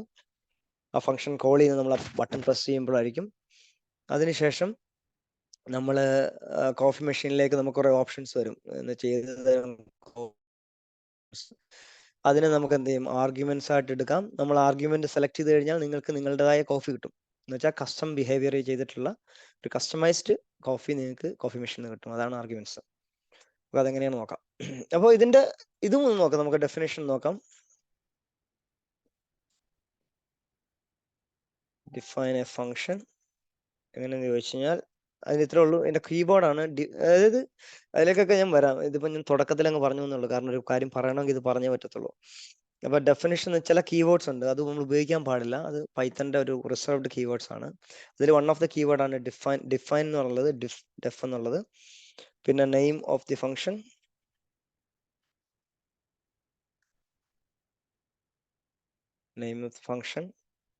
അതിനുശേഷം ബ്രാക്കറ്റ്. ഇത് ഒരു ഫംഗ്ഷൻ, അതായത് എഫ് ഓഫ് എക്സ് എന്നുള്ള ഒരു മീനിങ്സിലും കണ്ടാൽ മതി. അപ്പം എഫ് ഓഫ് എക്സ് എന്നുള്ളത് ഇങ്ങനെ കാണാം. അതിനുശേഷം ഒരു കോളൻ വെച്ചിട്ട് നമ്മൾ എന്ത് ചെയ്യും, സെപ്പറേറ്റ് ചെയ്യുന്നുണ്ട്. ഇതാണ് സിൻടാക്സ്. അപ്പോൾ അത് ഓട്ടോമാറ്റിക്കലി നമുക്കൊരു ലൈൻ സ്പേസസ് വരും, ഓട്ടോമാറ്റിക്കലി വരുന്നതാണ്. കാരണം അത് പൈത്തൺ ബിഹേവിയർ ആണ് 4 സ്പേസ് ഇടുക എന്നുള്ളത്. അത് നമുക്ക് വേണമെങ്കിൽ കസ്റ്റമൈസ് ചെയ്യാം, ഇതിന്റെ സെറ്റിംഗ്സിലേക്ക് മാറി 2 എണ്ണം ആക്കി 2 ആക്കാം. പക്ഷേ 4 എണ്ണമാണ് പൈത്തൺ പറയുന്ന റെക്കമെൻഡഡ് സ്പേസസ്. അതായത് പൈത്തന്റെ ഇതിന് സ്വീറ്റ് എന്ന് വിളിക്കുക. സ്വീറ്റ് ഓഫ് കോഡ് എന്ന് വിളിച്ചാൽ ഞാൻ പറഞ്ഞില്ലേ, ജാവ പോലെയല്ല പൈത്തൺ. ജാവയിലെ നമ്മുടെ ഒരു സ്വീറ്റ് ഉണ്ടാക്കുക എന്ന് പറഞ്ഞാൽ നമ്മൾ ഇതുപോലെ കേളി ബ്രേസസ് ഇട്ടിട്ടായിരിക്കും. എന്ന് പറഞ്ഞാൽ ഈ ബ്രാക്കറ്റിനുള്ളിൽ വരുന്നത്. അപ്പൊ നമുക്ക് ബ്രാക്കറ്റ് ചിലപ്പോൾ ഇങ്ങോട്ട് നീങ്ങി എന്ന് പറഞ്ഞ പ്രശ്നമൊന്നും വരത്തില്ല, ഇങ്ങോട്ട് നീങ്ങി എന്ന് പറഞ്ഞ പ്രശ്നം വരുന്നില്ല. എന്ത് ബ്രാക്കറ്റിനുള്ളിൽ വരുന്നു അതിനെ എക്സിക്യൂട്ട് ചെയ്യുക എന്നുള്ളതാണ് ജാവയുടെ ഒരു സ്വഭാവം. പക്ഷെ പൈത്തന്റെ പ്രശ്നം, പൈത്തണിൽ ഈ പറഞ്ഞതുപോലെ കോംപ്ലക്സ് സിൻടാക്സുകളില്ല. നിങ്ങൾ ഇപ്പം ഒരു പാരാന്തസ് ഓപ്പൺ ചെയ്തു, പക്ഷെ ഒരെണ്ണം ക്ലോസ് ചെയ്യാൻ മറന്നുപോയി എങ്കിൽ നിങ്ങൾക്ക് ഈ പറഞ്ഞ എറർ വരും. അപ്പൊ അങ്ങനെ ഒരു പ്രശ്നം പൈത്തൺ ഇല്ല. അങ്ങനെ പാരാന്തസിസ് വെച്ചിട്ടുള്ള ഒരു വലിയ കോംപ്ലക്സ് കളികളൊന്നുമില്ല. അപ്പൊ എന്ത് ചെയ്യും, പൈത്തൺ ഒരു സ്വീറ്റ് ഓഫ് കോഡ് ഉണ്ടാക്കും. സ്വീറ്റ് ഓഫ് കോഡ് എന്ന് പറഞ്ഞാൽ നമ്മുടെ ഒരു ബ്ലോക്കിനകത്ത് നിൽക്കുന്നത്. അതിന് വേണ്ടിയിട്ടാണ് നമ്മൾ ഈ പറഞ്ഞ ഇൻഡൻഷൻ ഉണ്ടാക്കുന്നത്. അതായത് ഈ ഒരു ഡെഫിനിഷൻ ഇവിടെ സ്റ്റാർട്ട് ചെയ്ത് കഴിഞ്ഞാൽ പിന്നെ ഇതിനുള്ളിൽ വരുന്ന എല്ലാം ഒരു കോഡിന്റെ സ്വീറ്റ്, ഒരു ബ്ലോക്ക് ആയിരിക്കും. അപ്പോൾ നമ്മൾ അങ്ങനെ ഇപ്പോൾ എൻ്റർ ചെയ്യുമ്പോൾ നമുക്ക് എന്ത് ചെയ്യും, നെക്സ്റ്റ് ലൈനിലേക്ക് വരുന്നത് ഇതിന്റെ താഴെ വരുന്ന ഒരു സബ് ലൈനായിട്ട് മാത്രമേ എടുത്തുള്ളൂ. അപ്പോൾ എന്ന് വെച്ചാൽ ഇതിനുള്ളിലുള്ള എല്ലാം ഒരു കോഡായിട്ട് മാത്രമേ കാണത്തുള്ളൂ. അതിനെയാണ് സ്വീറ്റ് ഓഫ് കോഡ് എന്ന് വിളിക്കുക. എന്നിട്ട് നമ്മൾ എന്ത് ചെയ്യും, നമ്മുടെ സ്റ്റേറ്റ്മെന്റ്സ് എന്താണോ എക്സിക്യൂട്ട് ചെയ്യേണ്ടതെന്നുള്ളത് അതിവിടെ പറഞ്ഞു കൊടുത്താൽ മതി. ആ എക്സിക്യൂഷൻ ഇവിടെ നടക്കും. ഇങ്ങനെയാണ് ഒരു പൈത്തന്റെ ഫംഗ്ഷൻ ഡിഫൈൻ ചെയ്യുക. ഇത് ഞാൻ അങ്ങോട്ട് പോകുന്നില്ല കൂടുതലായിട്ടും, കാരണം നമുക്ക് പൈത്തന്റെ ഫംഗ്ഷൻസ് സെപ്പറേറ്റ് ആയിട്ടുണ്ട്. ഇത് പറയാനുള്ള കാരണം നമ്മൾ അടുത്ത ഒരു ഫസ്റ്റ് ലൈൻ ഓഫ് കോഡ് നമ്മൾ എഴുതുമ്പോൾ ഇത് വരുന്നുണ്ട്. പിന്നെ നമ്മൾ പറഞ്ഞു ആർഗ്യുമെന്റ്സ് എന്ന് പറഞ്ഞു. നമ്മൾ പറഞ്ഞു ഒരു ഫംഗ്ഷൻസിലേക്ക് പാസ് ചെയ്യുന്ന വാല്യൂസിനെയാണ് ആർഗ്യുമെന്റ്സ് വിളിക്കുന്നത് പറഞ്ഞു. ഇപ്പം ഫോണിന്റെ കേസിലാണെങ്കിൽ ടെലിഫോൺ നമ്പർ ഒന്നേ പാടുള്ളൂ, അതിനകത്ത് കൺട്രി കോഡ് വേണം. എന്ന് വെച്ചാൽ 2 ആർഗ്യുമെന്റ്സ് നിർബന്ധമാണ്, ശരിയല്ലേ? സിംഗിൾ ആർഗ്യുമെന്റ് ഉണ്ട്. സിംഗിൾ ആർഗ്യുമെന്റ് എന്ന് പറഞ്ഞാൽ ലോക്കൽ കോൾസ് ആണെങ്കിൽ സിംഗിൾ ആർഗ്യുമെന്റ് എന്ന് വിളിക്കാം. എന്ന് വെച്ചാൽ പൈത്തന്റെ ഫംഗ്ഷനിലേക്ക് ഒരു ആർഗ്യുമെന്റ്, അതായത് നമ്പർ എന്ന് പറഞ്ഞിട്ടുള്ള ആർഗ്യുമെന്റ് മാത്രമേ എടുക്കുന്നുള്ളൂ. എന്ന് വെച്ചാൽ ലോക്കൽ കോൾ എന്ന് വെച്ചോ. അതല്ല ഇന്റർനാഷണൽ കോൾ ആണെങ്കിൽ നമുക്ക് എന്ത് ചെയ്യണം, അതിനകത്തേക്ക് കൺട്രി കോഡ് കൂടെ എൻറ്റർ ചെയ്യണം. കൺട്രി കോഡ് ഈ ഫംഗ്ഷൻ, അതെന്ന് വെച്ചാൽ ഈ ഫംഗ്ഷൻ കോൾ ചെയ്യണമെങ്കിൽ എനിക്ക് 2 ഫംഗ്ഷൻ നിർബന്ധമായിട്ട് കൊടുത്തേ വരത്തുള്ളൂ, അല്ലെന്നുണ്ടെങ്കിൽ ഈ ഫംഗ്ഷൻ റൺ ചെയ്യത്തില്ല. അതുകൊണ്ടാണ് പറഞ്ഞത് number of arguments, single arguments കൊടുക്കുന്ന ഫംഗ്ഷൻസ് ഉണ്ട്, മൾട്ടിപ്പിൾ ആർഗ്യുമെന്റ്സ് കൊടുക്കുന്ന ഫംഗ്ഷൻസ് ഉണ്ട്, ഒരു ആർഗ്യുമെന്റ്സും കൊടുക്കാത്ത ഫംഗ്ഷൻസ് ഉണ്ട്. ഓക്കെ, ഇതിലേക്ക് എത്താൻ വേണ്ടിയിട്ടാണ് ഞാൻ ഫംഗ്ഷൻസ് പറഞ്ഞത്. അപ്പോൾ ബിൽറ്റ് ഇൻ ഫംഗ്ഷൻസ് എന്ന് പറഞ്ഞത് ഞാൻ ജസ്റ്റ് ഓടിച്ചു പോവാണേ. Python provides many built-in functions that we can use without writing them from the scratch. അതിപ്പോൾ നമുക്ക് പൈത്തൺ എന്നല്ല, എക്സൽ ഷീറ്റിലൊക്കെ ആണെങ്കിൽ തന്നെ ഒരുപാട് എന്തിനാണ് ഈ പറഞ്ഞ ബിൽറ്റ് ഇൻ ഫംഗ്ഷൻ ഉണ്ടാക്കുന്നത് ചോദിച്ചു കഴിഞ്ഞാൽ, ഒന്ന് നമ്മളുടെ കോഡ് സ്ക്രാച്ചിൽ നിന്ന് എഴുതാതിരിക്കുന്നതിന് വേണ്ടിയിട്ട്, 2 ഹ്യൂമൻ എന്ന് പറഞ്ഞ എറർ ഉണ്ടാക്കുന്ന ഒരു മെഷീനാണ് ശരിക്കും പറഞ്ഞാൽ. എന്ന് വെച്ചാൽ ഒരു കോഡ് എഴുതി രണ്ടാമത്തെ കോഡ് എഴുതുമ്പോഴത്തേക്ക് എന്തെങ്കിലും ഒരു ചെറിയൊരു മൈന്യൂട്ട് മിസ്റ്റേക്കിന്റെ പേരിൽ ആ കോഡ് റൺ ആവാതെ വരും. എന്ന് പറഞ്ഞാൽ ബിൽറ്റ് ഇൻ ഫംഗ്ഷൻ ഉപയോഗിക്കുന്നതിന്റെ പ്രയോജനം എന്ന് പറഞ്ഞാൽ നമുക്ക് അതിന്റെ ബിഹേവിയർ മാത്രം എടുത്താൽ മതി. അതെങ്ങനെ ഉണ്ടാക്കി എന്നുള്ളത് നമ്മൾ നോക്കേണ്ട ആവശ്യമില്ല. ഹൗ ടു യൂസ് എന്ന് മാത്രം മതി. അല്ലെങ്കിൽ അങ്ങനെ സ്ക്രാച്ചിൽ നിന്ന് ഉണ്ടാക്കേണ്ട ആവശ്യമില്ല. അപ്പം പൈത്തൺ കൊടുക്കുന്ന കുറെ ബിൽറ്റ് ഇൻ ഫംഗ്ഷൻസ് ആണ്. ഒന്ന് ലെങ്ത് എന്ന് പറഞ്ഞിട്ടുള്ള ഫംഗ്ഷൻ ആണ്. എന്ന് വെച്ചാൽ നമുക്ക് ഏത് ഡേറ്റ ടൈപ്സിന്റെയും ലെങ്ത് കണ്ടുപിടിക്കാം. ഇതൊക്കെ നമുക്ക് പിന്നെ കവർ ചെയ്യാം, ജസ്റ്റ് പറഞ്ഞു വന്നേ ഉള്ളൂ. ടൈപ്പ് എന്ന് പറഞ്ഞ ഫംഗ്ഷൻ, അത് ഒരു വേരിയബിളിനകത്തേക്ക് അസൈൻ ചെയ്ത ഡേറ്റ ടൈപ്പ്, അത് നമ്മൾ അടുത്ത ദിവസത്തെ ടോപ്പിക്കാണ്. ഡേറ്റ ടൈപ്പിന്റെ എന്ത് തരം ഡേറ്റയാണ് നമ്മൾ പാസ് ചെയ്യുന്നുള്ള ഒരു ഫംഗ്ഷനാണ് ടൈപ്പ്. മൂന്നാമതാണ് print, display the outputs on the screen.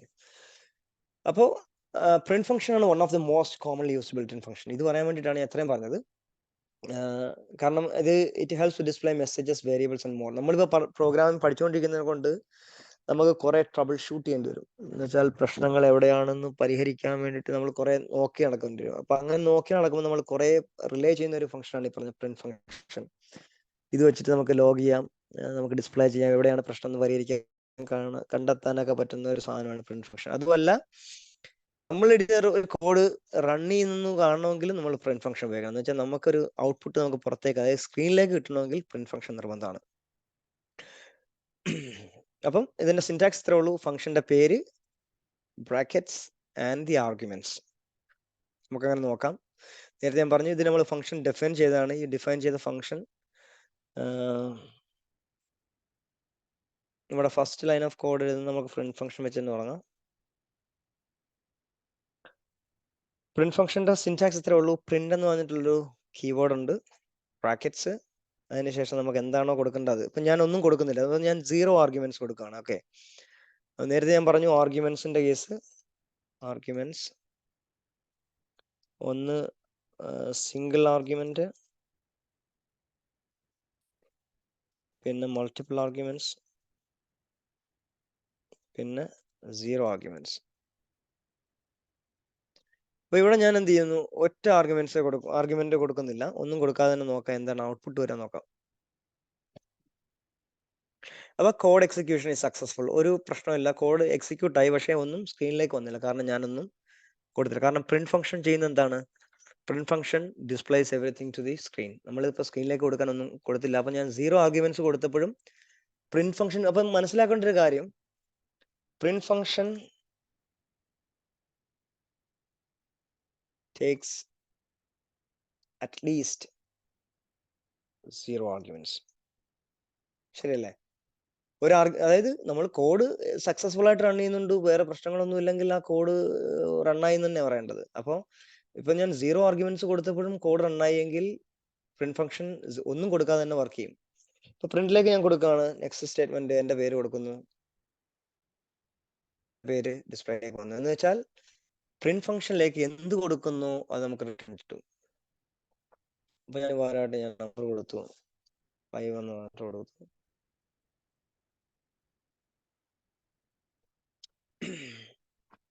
അപ്പൊ നമുക്ക് നമ്പർ തന്നെ പ്രിന്റ് ചെയ്തിട്ട്, അതായത് പ്രിന്റിലേക്ക് എന്ത് കൊടുക്കുന്നു അത് പ്രിന്റ് ചെയ്ത് തരിക എന്നുള്ളതാണ് എൻ്റെ ഒരു കോൺസെപ്റ്റ്. അതായത് ഇങ്ങനെയാണ് ശരിക്കും പറഞ്ഞാൽ F of X is equal to X. ഇതാണ് ആ ഒരു സ്റ്റേറ്റ്മെന്റ്. പ്രിന്റിലേക്ക് എന്ത് കൊടുക്കുന്നു എക്സ് ആണെങ്കിൽ ആ എക്സ് പുറത്തേക്ക് കിട്ടും. അതാണ് ആ ഒരു സിൻടാക്സ്. മനസ്സിലാവുന്നുണ്ടല്ലോ അല്ലെ? കോംപ്ലക്സ് ഒന്നുമല്ലല്ലോ. നമ്മൾ വേരിയബിൾസിന്റെ കേസ് പറഞ്ഞു, ഞാൻ ഒരു ജസ്റ്റ് ഒരു സിനോണിം പറയാണ്. അതിന്റെ നമ്മളിപ്പോ സിഇഒ എന്ന് പറഞ്ഞ അക്രോണിം ഒരു അനോണിം എടുക്കുകയാണെന്നുണ്ടെങ്കിൽ നമ്മൾ പറയാണ് സിഇഒ ഓഫ് ആപ്പിൾ. 10 വർഷം മുമ്പ് ആരായിരുന്നു, 2 വർഷം മുമ്പ് ആരായിരുന്നു, ഇപ്പോഴത്തെ സിഇഒ ആരാണ്. അങ്ങനെ 3 വേരിയബിളിലേക്ക് എടുക്കുകയാണെന്നുണ്ടെങ്കിൽ നമുക്ക് വേണമെങ്കിൽ പറയാം സിഇഒ എന്ന് പറഞ്ഞ വേരിയബിൾ മാറുന്നില്ല, സിഇഒ എന്ന് പറഞ്ഞ വേരിയബിൾ അവിടെ തന്നെ ഉണ്ട്, പക്ഷെ അതിലേക്ക് വരുന്ന വാല്യൂ മാറിക്കൊണ്ടേയിരിക്കും. അപ്പം നമ്മൾ പറയുന്നത് സിഇഒ 10 വർഷം മുമ്പ് ആരാണെന്ന് വെച്ച് കഴിഞ്ഞാൽ അയാളുടെ പേര് നമുക്ക് ഏകദേശം അറിയാം.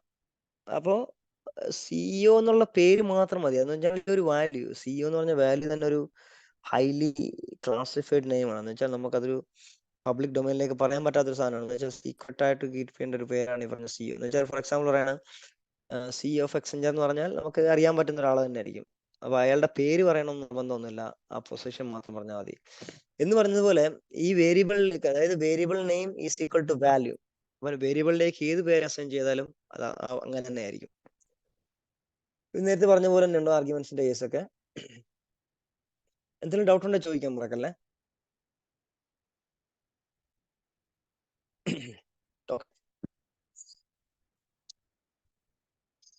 സോ നെക്സ്റ്റ് സ്റ്റേജ്, ഇതൊക്കെ പ്രോഗ്രാമിംഗിന്റെ ബേസിക്സിലേക്ക് വരുന്നതാണ് ഈ പറഞ്ഞ അൽഗരിതം. എന്ന് വെച്ചാൽ സ്റ്റെപ്പ് ബൈ സ്റ്റെപ്പ് ഇൻസ്ട്രക്ഷൻസ് ആണ് അൽഗരിതം എന്ന് പറയുന്നത്. Design to perform a specific task or solve problem. എന്ന് വെച്ചാൽ നമ്മൾ ഏതൊരു കാര്യം ഡെവലപ്പറെ സംബന്ധിച്ച്, ഒരു ഡെവലപ്പർ ഒരു കോഡ് എഴുതുമ്പോൾ അയാൾ ശ്രദ്ധിക്കേണ്ട ഒരു കാര്യം, അയാൾക്ക് സ്റ്റെപ്പ് ബൈ സ്റ്റെപ്പ് ഇൻസ്ട്രക്ഷൻസ് കിട്ടിയിട്ടുണ്ടോ, കൃത്യമായിട്ടുള്ള അനാലിസിസ് നടത്തിയിട്ടുണ്ടോ, അയാൾ ഏത് ആപ്ലിക്കേഷനാണ് എങ്ങനെയാണ് ഉണ്ടാക്കുന്നത് എന്നുള്ള കൃത്യമായിട്ടുള്ള ഒരു ധാരണ ഉണ്ടെന്നുള്ളതാണ്. അപ്പം നമ്മൾ എപ്പോഴും ഒരു പ്രോഗ്രാം സ്റ്റാർട്ട് ചെയ്യുമ്പോൾ അതിന്റെ അൽഗരിതം എന്നാണ് സ്റ്റാർട്ട് ചെയ്യുക. നമുക്ക് എന്താണോ വേണ്ടത് അതിന്റെ സ്റ്റെപ്പ് ബൈ സ്റ്റെപ്പ് ഇൻസ്ട്രക്ഷൻസ് ചെയ്യും. നമ്മൾ ബ്രഷ് ചെയ്യുന്നതാണെങ്കിൽ നമ്മൾ ആദ്യം ടൂത്ത് ബ്രഷ് എടുക്കുന്നു, ടൂത്ത് പേസ്റ്റ് എടുക്കുന്നു. അപ്പൊ ഈ ഒരു പ്രൊസീജിയർ ഉണ്ടല്ലോ, ഈ പ്രൊസീജിയർ തന്നെയാണ് ബാക്കിയുള്ള പ്രോഗ്രാമിംഗിൽ ഏതൊരു കാര്യത്തിന് വേണ്ടി ഉപയോഗിക്കുന്നത്. ഇപ്പൊ ഫോർ എക്സാമ്പിൾ നമ്മളിപ്പം നെറ്റ്ഫ്ലിക്സിൽ മൂവി ആണെന്നുണ്ടെങ്കിൽ നമ്മൾ ആദ്യം ചെയ്യുന്നത് നെറ്റ്ഫ്ലിക്സിന്റെ വെബ്സൈറ്റ് ലോഡ് ചെയ്യുന്നു, അതിലേക്ക് നമ്മൾ സൈൻ ഇൻ ചെയ്യുന്നു, സൈൻ ഇനിലേക്ക് നമ്മൾ യൂസർ ക്രെഡൻഷ്യൽസ് ആഡ് ചെയ്യുന്നു. എന്ന് വെച്ചാൽ പ്രൊസീജിയർ ഇങ്ങനെയാ പോകുന്നത്. അപ്പം 4ാമത്തെ പ്രൊസീജിയർ എന്ന് പറഞ്ഞാൽ ഇതിന്റെ ലാസ്റ്റ് ഈ കൊടുത്ത ഡേറ്റ യൂസർ ക്രെഡൻഷ്യൽസ് മുഴുവൻ പോയി ബാക്ക് എൻഡിലേക്ക് പോയി അതിനെ ഓതന്റിക്കേറ്റ് ചെയ്യുക. അതായത് ഇന്ന യൂസർ ഈ നെറ്റ്ഫ്ലിക്സിൽ ഏത് സബ്സ്ക്രിപ്ഷനിൽ വർക്ക് ചെയ്യുന്ന ആളാണെന്ന് മനസ്സിലാക്കിക്കൊണ്ടിരുന്ന ഡേറ്റ ഉണ്ടല്ലോ. എന്നിട്ട് പറയണം ഓക്കെ നിങ്ങൾക്ക് ഇത്ര സബ്സ്ക്രിപ്ഷൻ പ്ലാൻ ആണുള്ളത്, നിങ്ങളെ ലോഗിൻ ഗ്രാൻഡ് ചെയ്തു എന്ന് പറഞ്ഞിട്ടുള്ളൊരു റെസ്പോൺസ് കൊടുക്കുക. അതിനുശേഷം നിങ്ങൾക്ക് കാണാൻ പറ്റുന്ന കുറച്ച് ഡേറ്റ ഉണ്ട്. ആ ഡേറ്റ നിങ്ങളുടെ സബ്സ്ക്രിപ്ഷൻ പ്ലാൻ അനുസരിച്ച് മാത്രമേ നിങ്ങൾക്ക് ആ ഡേറ്റ കിട്ടാറുള്ളൂ. അപ്പോൾ ആ ഡേറ്റാസ് മാത്രം നിങ്ങളെ കാണിക്കുക, നിങ്ങൾക്ക് അതിനനുസരിച്ച് ബില്ല് ചെയ്യുക എന്നുള്ളതാണ് ആ ഒരു അൽഗരിതം. അതിന് ടെക്നിക്കൽ സൈഡ് ഒരുപാടുണ്ടെങ്കിൽ നമ്മൾ ഇത്ര പറഞ്ഞപ്പോൾ നിസ്സാരമായിട്ട് ഇത്തരം കാര്യം പറഞ്ഞു നിർത്തി. ബാക്കി കാര്യങ്ങളെല്ലാം നിങ്ങൾ ഓരോ ഇൻഡിവിജ്വൽ സ്റ്റെപ്പായിട്ട് കാണേണ്ട കാര്യം. ഫോർ എക്സാമ്പിൾ നിങ്ങൾ യൂസർ ക്രെഡൻഷ്യൽ ആഡ് ചെയ്യുമ്പോൾ എങ്ങനെയായിരിക്കണം ഇന്റർഫേസ്, എങ്ങനെയായിരിക്കണം, അതിൽ എന്തൊക്കെ വാല്യൂസ് ആഡ് ചെയ്യണം, എങ്ങനെയായിരിക്കണം ഡിസൈൻ, ഇതൊക്കെ വേറെ അതിലേക്കൊക്കെ വരുന്നത്. അതിൽ സിമ്പിൾ ആയിട്ട് നമുക്ക് ചെയ്യാലോ, ഡിസൈൻ ഒന്നും ഇല്ലാതെയും ചെയ്യാലോ. പിന്നെ ഈ പറഞ്ഞ ബാക്ക് ആൻഡ് കോള്, അതിലുള്ള ഓതന്റിക്കേഷൻ എഞ്ചിൻ എന്തായിരിക്കണം, ഏതെങ്കിലും ആക്റ്റീവ് ഡയറക്ടറി ഫ്രം മൈക്രോസോഫ്റ്റ് ആവണോ, ആണെങ്കിൽ ഇത് എന്തൊക്കെ എക്സ്ചേഞ്ച് ചെയ്താൽ അതിനെ കിട്ടും, അതൊക്കെ ഡീപ് ഡൈവ് ആണ്, അതിലേക്ക് പോകുന്നില്ല. പക്ഷേ ഒരു പ്രോജക്ട് മാനേജറെ സംബന്ധിച്ച് ഇത്രയും മതി. എന്ന് വെച്ചാൽ ഒരു പ്രോജക്ട് മാനേജറെ സംബന്ധിച്ച് അതിന്റെ ഫ്ലോ ഉണ്ടല്ലോ, എന്ന് വെച്ചാൽ road map to complete application. അയാൾക്ക് കൃത്യമായിട്ടുള്ള സ്റ്റെപ്പ് ബൈ സ്റ്റെപ്പ് ഇൻസ്ട്രക്ഷൻ ഉണ്ട്. അതിന് നമ്മളത് എപ്പിക്സ് എന്ന് വിളിക്കുക. ആ എപ്പിക്സ് വെച്ചിട്ടായിരിക്കും നമ്മളത് പ്രോജക്റ്റ് കംപ്ലീറ്റ് ചെയ്യുക. ഞാൻ ഫംഗ്ഷൻ എടുക്കുന്നില്ല. ഓക്കെ, ഇതുവരെ ഓക്കെ അല്ലേ? പ്രശ്നമൊന്നുമില്ലല്ലോ? പേസ് കൂടിപ്പോയി, കുറഞ്ഞു പോയി?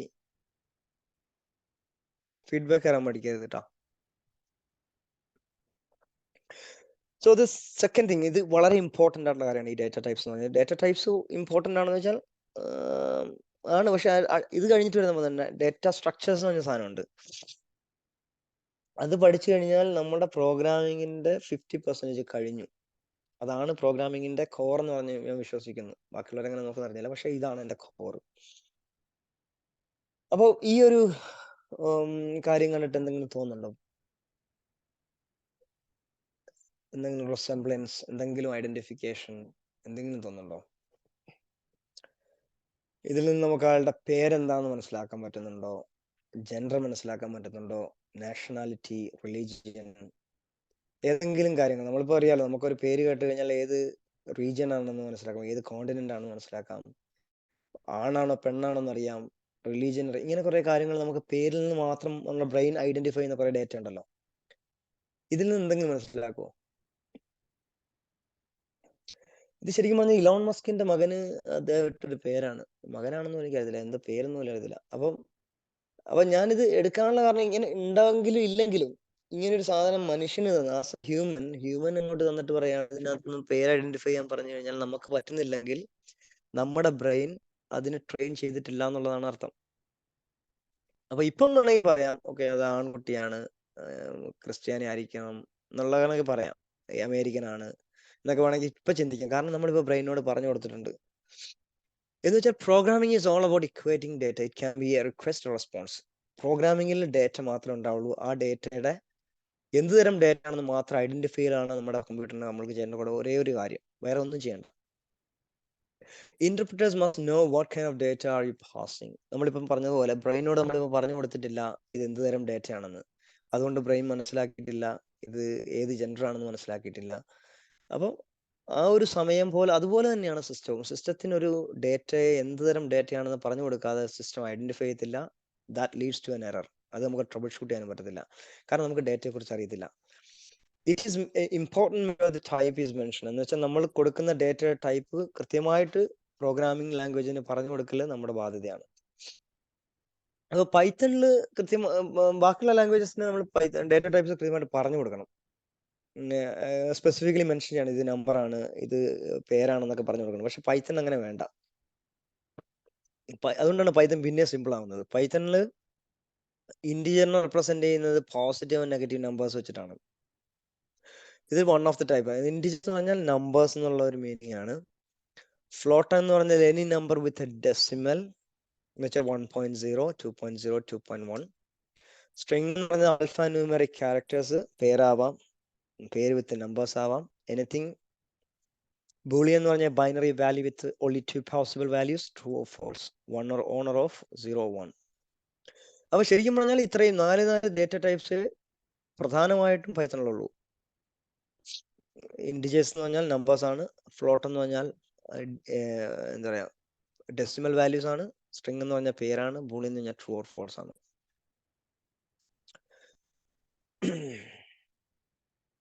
അപ്പൊ അതിലേക്ക് നമുക്ക് നോക്കാം.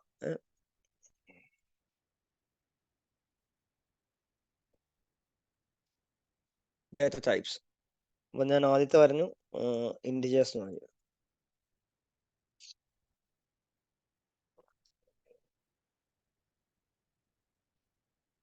Positive and negative numbers. അപ്പൊ ഇതിൽ നമ്മൾ ഇപ്പൊ നേരത്തെ ഞാൻ പറഞ്ഞു നമ്പർ എന്ന് പറഞ്ഞിട്ടുള്ള ഒരു വേരിയബിൾ ഡിഫൈൻ ചെയ്തു, അതിലേക്ക് ഞാൻ 1 എന്ന് പറഞ്ഞിട്ടു. അപ്പൊ നേരത്തെ ഞാൻ പറഞ്ഞു പ്രിന്റ് എന്ന് പറഞ്ഞ ഫംഗ്ഷൻ നമുക്ക് എന്ത് ചെയ്യാൻ, നമ്പറിലെ നമ്മൾ വേരിയബിൾ എന്താണോ എന്താണെന്ന് ചെയ്ത് കഴിഞ്ഞാൽ അതിന്റെ വാല്യൂ കിട്ടും. നമുക്കൊന്ന് ചെയ്ത് നോക്കാം.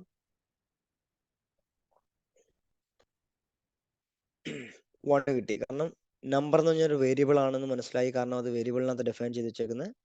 ആ വേരിയബിളിന് ഒരു വാല്യൂ ഉണ്ട് 1 എന്ന്. അപ്പം നമുക്ക് എന്ത് ചെയ്യും, 1 ഔട്ട്പുട്ട് ആയിട്ട് കിട്ടി. അപ്പൊ ഞാൻ രണ്ടാമത് ചോദിക്കുകയാണ് ഇതിന്റെ ടൈപ്പ്. നേരത്തെ ഞാൻ പറഞ്ഞു ടൈപ്പ് എന്ന് പറഞ്ഞ ഫംഗ്ഷൻ ഉണ്ടെന്ന് പറഞ്ഞു. അതെന്തിനാന്ന് വെച്ച് കഴിഞ്ഞാൽ to find the data type.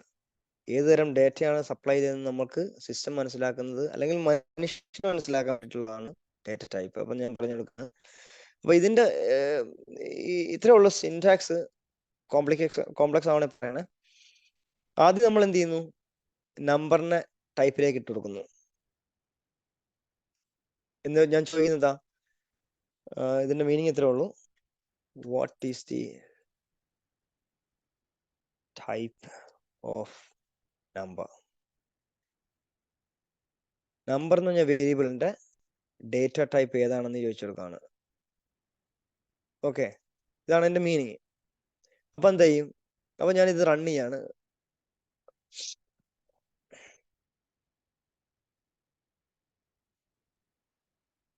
ഭയങ്കര സ്ലോ ആണ്. അപ്പൊ കോഡ് എക്സിക്യൂഷൻ ഈസ് സക്സസ്ഫുൾ. എന്തുകൊണ്ടാണ്? കാരണം ഞാനൊന്നും സ്ക്രീനിലേക്ക് പ്രിന്റ് ചെയ്യാൻ പറഞ്ഞിട്ടില്ല, ശരിയല്ലേ? പക്ഷെ എന്നാൽ കോഡ് ക്രാഷ് ചെയ്തില്ല, എറർ ഇല്ല. അപ്പൊ ഞാൻ പറയാണ്, എനിക്ക് എന്താണെന്ന് അറിയണം എന്ന് ഞാൻ പറയാണ് സിസ്റ്റത്തിന്. അപ്പൊ ഞാൻ എന്ത് ചെയ്യും? ഇതിന്റെ ഔട്ട്പുട്ടിനെ അടുത്ത ഫംഗ്ഷൻ, അതായത് പ്രിന്റ് എന്ന് പറയുന്നതാണല്ലോ നമ്മളുടെ ഔട്ട്പുട്ട് തരുന്നത്, പ്രിന്റിലേക്ക് ഞാൻ എന്ത് ചെയ്തു? പാസ് ചെയ്തു. സിൻടാക്സ് പറയുകയാണെങ്കിൽ ഇത്രേ ഉള്ളൂ, സിമ്പിൾ ആണ്. പ്രിന്റ് എന്ന് പറഞ്ഞ ഫംഗ്ഷൻ ഇത്രേ ഉള്ളൂ, നമുക്കറിയാം. അതിലേക്ക് ഞാൻ എന്ത് ചെയ്തു? നമ്പർ, ടൈപ്പ് ഓഫ് നമ്പർ എന്ന് പറഞ്ഞാൽ പാസ് ചെയ്തു. ഓക്കെ അല്ലേ? നോക്കാം.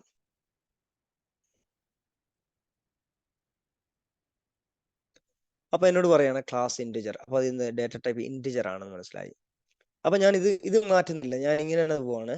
എന്നിട്ട് ഞാൻ പറയാണ് 1.0 എന്ന് പറഞ്ഞിട്ടുള്ള വാല്യൂ എന്ന് വെച്ചാൽ വേരിയബിൾ. നമുക്ക് വേരിയബിൾ എന്ന് പറഞ്ഞാൽ എന്താണ്? വേരി ചെയ്തുകൊണ്ടിരിക്കും നമ്പർ. എന്നുവെച്ചാൽ നമ്പർ അവിടെ തന്നെ ഉണ്ട്, അതിന്റെ വാല്യൂ മാറിക്കൊണ്ടേയിരിക്കുകയാണ്. അപ്പൊ ഞാൻ എന്ത് 1.0ലേക്ക് മാറി.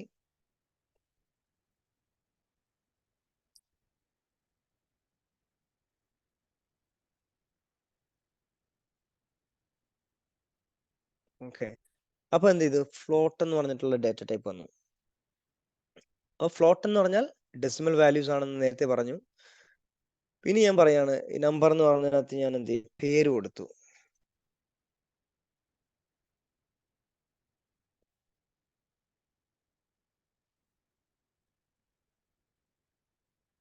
എനിക്ക് തന്ന സ്ട്രിങ് എന്ന് പറഞ്ഞിട്ടാണ്. ഞാനത് പറഞ്ഞുതരാം എന്താണെന്നുള്ള അടുത്തിലേക്ക് വരുമ്പോൾ. ഇനി ഞാൻ പറയാണ് ട്രൂ എന്ന് പറഞ്ഞിട്ട് സ്റ്റേറ്റ് ഞാൻ കൊടുത്തു നമ്പറിലേക്ക്.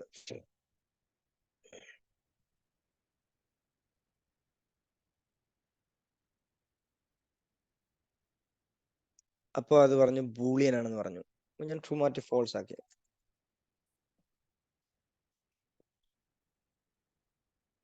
അപ്പോഴും പറഞ്ഞു ബൂളിയൻ ആണെന്ന്. അപ്പൊ ഞാൻ ഫോൾസിന്റെ എഫ് മാറ്റി സ്മോൾ എഫ് ആക്കി. കിട്ടും നോക്കാം.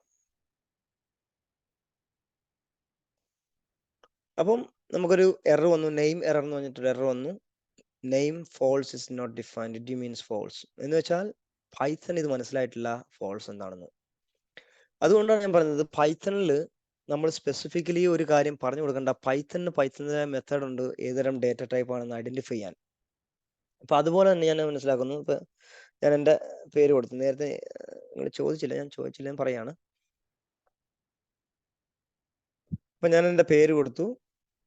നേരത്തെ എനിക്ക് ഔട്ട്പുട്ട് കിട്ടിയായിരുന്നു, ഇപ്പോൾ ഔട്ട്പുട്ട് കിട്ടിയില്ല. അപ്പൊ വീണ്ടും വന്നു name error, name Abu Haris is not defined. അപ്പൊ ഇതിന്റെ കാരണം എന്താണെന്ന് ചോദിച്ചു കഴിഞ്ഞാൽ, ഞാൻ പറഞ്ഞല്ലോ പൈത്തണിൽ ഈ പറഞ്ഞ ഓരോ ഡേറ്റ ടൈപ്പിനെയും ഐഡന്റിഫൈ ചെയ്യുന്നത് പൈത്തണിന്റെ വേയിലാണ്, നമ്മൾ കൊടുക്കുന്ന രീതിയിലല്ല. കാരണം അത് കൺവേർട്ട് ചെയ്യത്തില്ല. എന്ന് വെച്ചാൽ ഒരു സ്ട്രിങ്ങിനെ സ്ട്രിങ് ആക്കണമെങ്കിൽ അതിന് കോഡ്സ് ഉണ്ടാവണം, എയ്തർ സിംഗിൾ ഓർ ട്രിപ്പിൾ, ഏതോ ആവാം.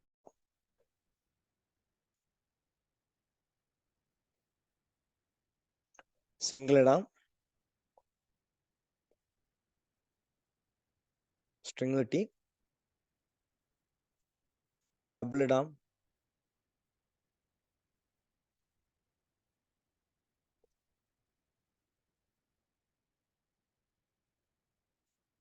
ഈവൻ ട്രിപ്പിൾ ഇടാം.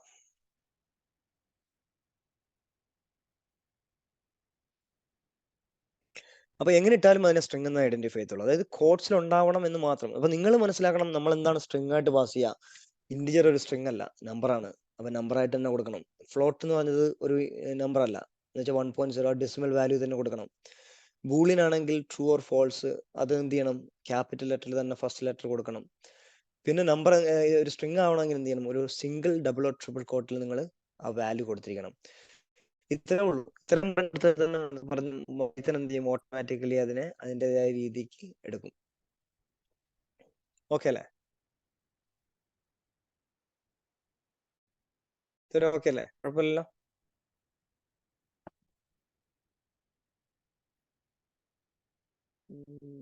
Okay okay. എൻഗേജിങ് ഒക്കെ കുറച്ചുകൂടെ രസമുണ്ടാകും ക്ലാസ്. അല്ല, ഞാനിങ്ങനെ പറഞ്ഞു പോകുമ്പോൾ ആരൊക്കെ മനസ്സിലാക്കിയെന്ന് അറിയത്തില്ല. ഞാൻ എൻ്റെ രീതിയിൽ അങ്ങ് പോകും, സജഷൻസ് പറയാം. Okay, next one, type casting and type checking. ഇപ്പൊ ടൈപ്പ് ചെക്കിംഗ് നമ്മൾ ഓൾറെഡി ചെയ്ത് കഴിഞ്ഞു. ടൈപ്പ് എന്ന് പറഞ്ഞ ഫംഗ്ഷൻ വെച്ച് ചെക്ക് ചെയ്തു. ടൈപ്പ് കാസ്റ്റിംഗ് എന്ന് പറഞ്ഞാൽ method to convert one data type to another to perform record operations by users. അത് ചില സാഹചര്യങ്ങൾ നമുക്ക് അങ്ങനെ വേണ്ടി വരും. അതിന്റെ എക്സാമ്പിൾ ഞാൻ കാണിച്ചു തരാം. ഇത് നമ്മൾ പറഞ്ഞില്ലേ, രണ്ട് തരം ടൈപ്സ് ഉണ്ട്, ഡേറ്റ ടൈപ്സ്. ടൈപ്പ് കാസ്റ്റിംഗ് ഉണ്ട്. ഒന്ന് implicit, automatically does it by Python. ഇതാണ് നമ്മൾ ആദ്യം കാണിച്ചത്, implicit method of data type casting. എന്ന് വെച്ചാൽ നമ്മൾ ഒരു സ്ട്രിങ്ങിന്റെ കോഡ്സ് ഇട്ട് കൊടുത്തപ്പോൾ ഓട്ടോമാറ്റിക്കലി പൈത്തൺ അതിനെ സ്ട്രിങ് ആക്കി മാറ്റി. ഡെസിമൽ ഇന്റിജറിനെ ഡിഫൈൻ ചെയ്തപ്പോൾ അത് ഇംപ്ലിസിറ്റ്ലി അതിനെ data type automatically Python identify ചെയ്തു. പക്ഷേ ചില സാഹചര്യങ്ങളിൽ എക്സ്പ്ലിസിറ്റ് ആയിട്ട് നമ്മൾ യൂസർ കൊടുക്കേണ്ട കുറെ സാഹചര്യങ്ങൾ ഉണ്ടാവും. യൂസർ അതിനെ കൺവേർട്ട് ചെയ്യേണ്ട ആവശ്യം ഉണ്ടാവും. അതില് നമ്മൾ ഉപയോഗിക്കുന്നതാണ്. അപ്പൊ ഇന്റിജർ എന്ന് പറയുമ്പോൾ integer takes a float value or string as an argument and convert that to integer. For example, type casting. ഇപ്പൊ ഞാൻ പറയുന്നു ഡെസിമൽ 1.0 എന്ന് പറഞ്ഞിട്ടൊരു വേരിയബിൾ ഉണ്ടാക്കി. ഞാൻ ഇത് പറഞ്ഞു, ഇപ്പൊ വേരിയബിളിനെ കുറിച്ച് ഭയങ്കര സിമ്പിൾ ആയിരുന്നു അല്ലേ? വേരിയബിൾ പറഞ്ഞു ഇപ്പൊ ഡെസിമൽ 1.0 എന്ന് പറഞ്ഞിട്ടൊരു വേരിയബിൾ ഉണ്ടാക്കി. അതിനുശേഷം ഞാൻ പറയണം, അപ്പൊ നമുക്ക് എന്ത് ചെയ്യാം, ഇത് ഓൾറെഡി നമുക്കറിയാം. അപ്പൊ ഞാൻ എന്ത് പ്രിന്റ് ചെയ്ത് നോക്കുകയാണ്, ടൈപ്പ് ഓഫ് ഡെസിമൽ എന്താണെന്ന് നോക്കാം. നമുക്ക് ഓൾറെഡി അത് ഫ്ലോട്ട് ആണെന്ന് അറിയാം. അപ്പോൾ ഫ്ലോട്ട് ആണെന്ന് കിട്ടി. അപ്പൊ നമുക്ക് എന്ത് ചെയ്യണം, ഇതിനെ ഇന്റിജർ ആക്കി കൺവേർട്ട് ചെയ്യണം. അപ്പൊ അതിന് ചെയ്യേണ്ട അത്രേ ഉള്ളൂ. ഇന്റിജർ എന്ന് പറഞ്ഞിട്ടൊരു ബിൽറ്റ് ഇൻ ഫംഗ്ഷൻ ഉണ്ട്, which converts a floating value into a Python integer. എന്നിട്ട് ഞാൻ പറഞ്ഞു കൊടുക്കുകയാണ്, ഓക്കെ ഡെസിമലിനെ ഇങ്ങോട്ട് മാറ്റുക, എന്നിട്ട് എന്ത് ചെയ്യാം, അതിനെ പ്രിന്റ് ചെയ്യാം.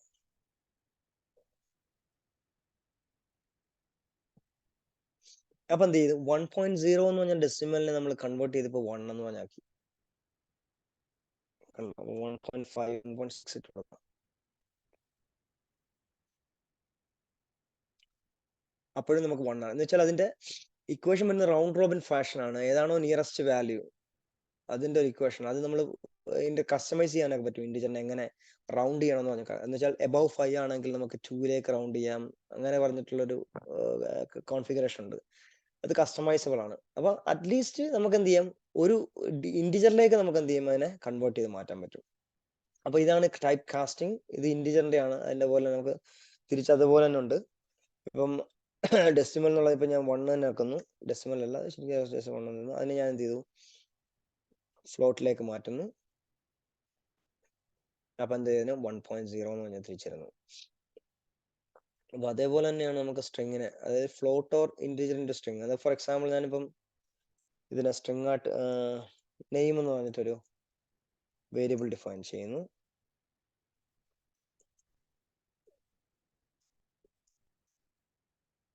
അപ്പൊ ഞാൻ എന്ത് ചെയ്തു, ഇന്റിജർ ആയിട്ട് തന്നെ മാറ്റുകയാണ്.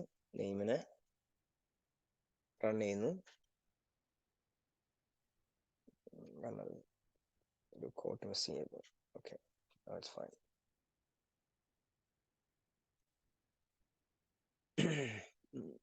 ഇവിടെ ഡെസിമൽ ഇതുണ്ട്. ഇതിന്റെ ഞാൻ ട്രബിൾ ഷൂട്ട് ചെയ്ത് പോകുന്നതായിരിക്കും ബെറ്റർ കേട്ടോ. കാരണം നമ്മളിപ്പം നമ്മളിപ്പം പ്രശ്നം, നമ്മൾ സാധാരണ ഇപ്പൊ ഞാൻ സ്കൂളിൽ പഠിക്കുന്ന സമയത്തൊക്കെ പഠിച്ചുകൊണ്ടിരിക്കുന്ന സമയത്ത് പ്രശ്നം പരിഹരിക്കുന്നത് എങ്ങനെയാന്ന് ചോദിച്ചു കഴിഞ്ഞാൽ, അവരെന്ത് ചെയ്യും, ഒരു ലൈൻ ബൈ ലൈൻ ആയിട്ട് ഇങ്ങനെ എക്സിക്യൂട്ട് ചെയ്ത് പോകും. അപ്പം നമ്മളിപ്പോ വരുത്തിയ രണ്ടിന് മാറ്റം, ഇപ്പം നെയിം മാറ്റി, അതിന് ഇത് മാത്രം മാറ്റിയിട്ടുള്ളൂ. ശരിക്കും പറഞ്ഞ പ്രശ്നം കിടക്കുന്ന എവിടെന്ന് വെച്ച് കഴിഞ്ഞാൽ, name decimal is not defined. എന്ന് വെച്ചാൽ നമ്മളിപ്പോ ഒരു ഡെസിമലിന്റെ ടൈപ്പ് കൺവേർട്ട് ചെയ്യാൻ നോക്കുകയാണ്. പക്ഷെ നമുക്ക് എന്ത് ചെയ്യും, ഇവിടെ എങ്ങും നമ്മൾ ഡെസിമലിനെ ഡിഫൈൻ ചെയ്തിട്ടില്ല. അപ്പൊ ഒന്നെങ്കിൽ നമുക്ക് എങ്ങനെ പരിഹരിക്കാന്ന് ചോദിച്ചു കഴിഞ്ഞാൽ, നമുക്ക് എന്ത് ചെയ്യാം, ഇവിടെ ഒരു ഡെസിമൽ വേരിയബിൾ ഇട്ട് കൊടുക്കാം. അതല്ലെങ്കിൽ ഈ ഒരു സ്റ്റേറ്റ്മെന്റ് ഡിലീറ്റ് ചെയ്യാം. ഏതാ, പ്രിന്റ് ഡെസിമൽ ഡിലീറ്റ് ചെയ്യാം. അപ്പൊ ഇതൊന്നും റൺ ചെയ്ത് നോക്കാം. ഓക്കെ, മാറി. എറർ ലൈൻ 16 വന്നാണ് value error invalid literal or integer with basics. എന്ന് വെച്ചാൽ സ്ട്രിങ്ങിനെ നമുക്ക് എന്ത് ചെയ്യാൻ പറ്റില്ല, കൺവേർട്ട് ചെയ്യാൻ പറ്റില്ല ഒരു ഇന്റിജർ ആയിട്ട്. അത് മാത്രമാണ്. അപ്പൊ വാല്യൂ എറർ ആണ്, ശരിക്കും പറഞ്ഞാൽ ഇൻവാലിഡ് ലിറ്ററൽ ആണ്. എന്താണ് നമ്മൾ ലിറ്ററൽ കൊടുത്തത്, അത് ഇൻവാലിഡ് ആണ്. It is not possible. Okay, പ്രശ്നമൊന്നുമില്ലല്ലോ.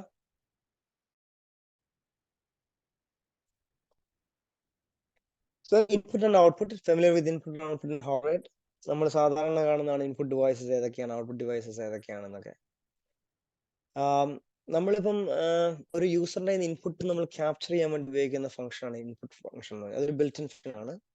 നമ്മൾ നേരത്തെ പറഞ്ഞ പോലെ ഇപ്പൊ നമ്മൾ എത്രാമത്തെ ഫംഗ്ഷൻ അറിയാം പഠിക്കുന്നത്, നമ്മൾ ബിൽറ്റ് ഇൻ ഫംഗ്ഷൻ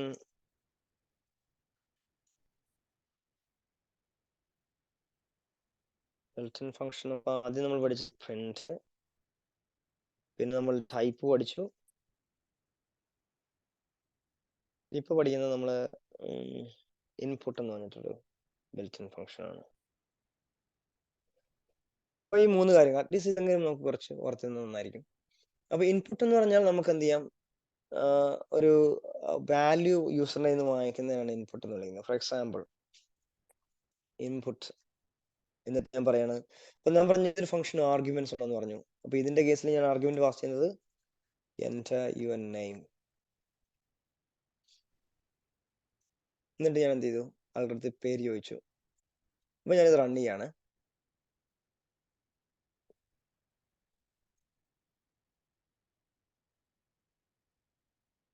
അപ്പൊ എന്ത് ചെയ്തത് ചോദിക്കുന്നുണ്ട് enter your name. അപ്പൊ ഞാൻ പറഞ്ഞു Abu Haris. Code successfully executed. പക്ഷെ എന്റെ പേര് കണ്ടില്ല. എന്തുകൊണ്ട്?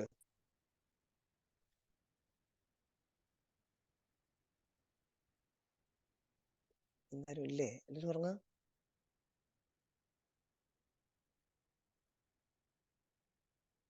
ഹലോ, കേൾക്കുന്നുണ്ടോ?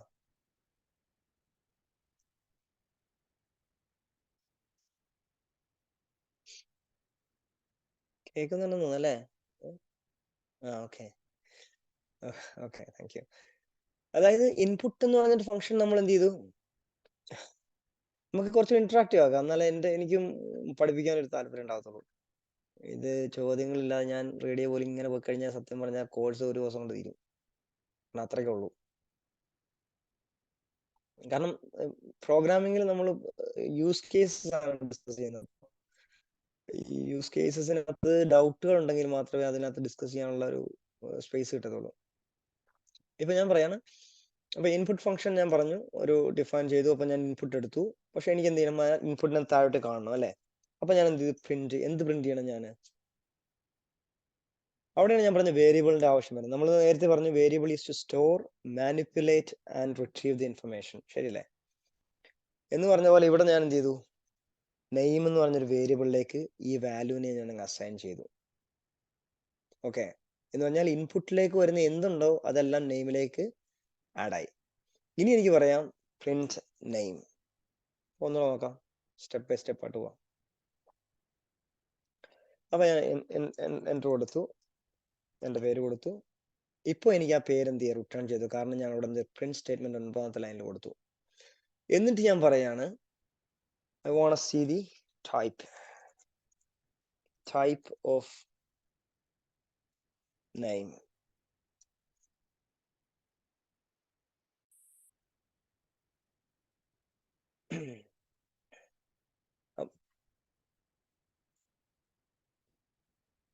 അപ്പൊ ഞാൻ എന്ത് ചെയ്തു, കൊടുത്തു. സോറി, ഇവിടെ ടൈപ്പ് ഉണ്ടോ, പ്രിന്റ് ഈസ് നോട്ട്. അപ്പൊ ഞാൻ ഇവിടെ ഒരു മിസ്റ്റേക്ക് വരുത്തി, പ്രിന്റ് എന്നായിരുന്നു. ശ്രദ്ധിക്കുന്നില്ല തോന്നുന്നു. ഓക്കെ, പേര് കൊടുത്തു, എൻ്റർ കൊടുത്തു. അപ്പോൾ അതെന്ത് ചെയ്യും, ക്ലാസ് സ്ട്രിംഗ് ആയിട്ട് വന്നു. അപ്പൊ നെക്സ്റ്റ് സ്റ്റേറ്റ്മെന്റ് ഞാൻ കൊടുക്കാണ്, കോപ്പി ചെയ്തു, പേസ്റ്റ്. ഞാൻ ഇവിടെ പറയാണ് age. What is your age?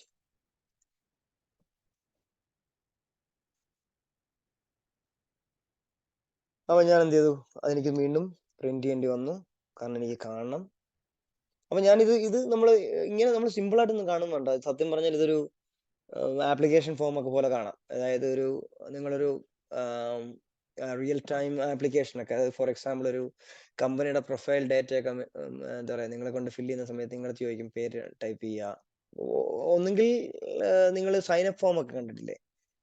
ഒരു ആപ്ലിക്കേഷനിലേക്ക് സൈൻ അപ്പ് ചെയ്യുമ്പോൾ നിങ്ങളുടെ പേര് എൻ്റർ ചെയ്യുക, ഇമെയിൽ അഡ്രസ്സ് എൻ്റർ ചെയ്യുക എന്നൊക്കെ പറയത്തില്ല, ഫോൺ നമ്പർ എന്ന് പറയുമ്പോൾ അത് തന്നെയാണ് നമ്മളിവിടെ ചെയ്തത്. നമ്മൾ ചെയ്തത് ഒരു യൂസർ ഇന്റർഫേസ് ഇല്ലെന്ന് മാത്രമേ ഉള്ളൂ. ബാക്ക് എൻഡിൽ നടക്കുന്ന കാര്യങ്ങൾ മുഴുവൻ നമ്മളിവിടെ ചെയ്യുന്നുണ്ട്. അപ്പൊ നമ്മൾ നിസ്സാരമായിട്ട് കാണുന്നു വേണ്ട.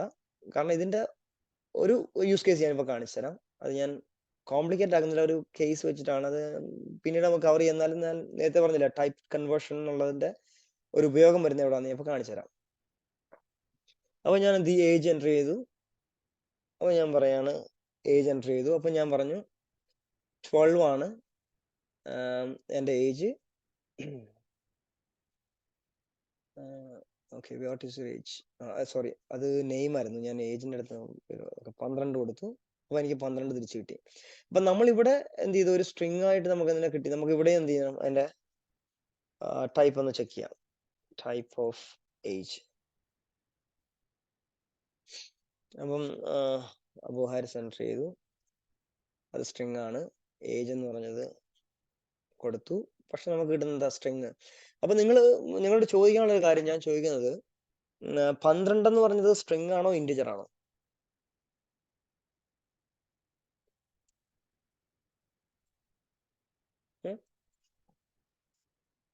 നമ്മളിപ്പോ പഠിച്ച 4 ഡേറ്റ ടൈപ്സിൽ ഒന്ന് ബൂളിയൻ ആണ്. അതെ, ഷമാസ് ഇന്റിജർ ആണ് അല്ലെ? പക്ഷെ എന്നിട്ടും നമ്മളോട് പറയുന്നത് ഇതിപ്പം സ്ട്രിങ് ആണെന്നാണ്, ശരിയല്ലേ? എന്ന് വെച്ചാൽ ഇത്രേ ഉള്ളൂ. അപ്പൊ നമ്മൾ കുറെ ഒബ്സർവേഷൻ ചെയ്യേണ്ട കാര്യങ്ങളുണ്ട്. എന്ന് വെച്ചാൽ input function returns string. Simple അല്ലേ? ഇൻപുട്ട് ഫംഗ്ഷന്റെ ഔട്ട്പുട്ട് എന്ന് പറഞ്ഞത് സ്ട്രിങ് ആയിരിക്കും. അത് എങ്ങനെ പോയാലും സ്ട്രിങ് ആയിരിക്കും. അത് നിങ്ങൾ എങ്ങനെ മാറ്റി അടച്ചത് ചെയ്താലും കുഴപ്പമില്ല, സ്ട്രിങ് തിരിച്ചു കിട്ടുള്ളൂ. എന്ന് വെച്ചാൽ നിങ്ങൾക്കൊരു സ്ട്രിങ്ങിനെയും ഒരു നമ്പറിനെ നമ്മൾ ഇക്വേറ്റ് ചെയ്യാൻ പറ്റുമോ? കമ്പാരിസൺ ഓപ്പറേഷൻ, കൂട്ടുക കുറയ്ക്കുക പറ്റുമോ? ഒരു സ്ട്രിങ്ങും തന്നു, ഒരു നമ്പറും തന്നു.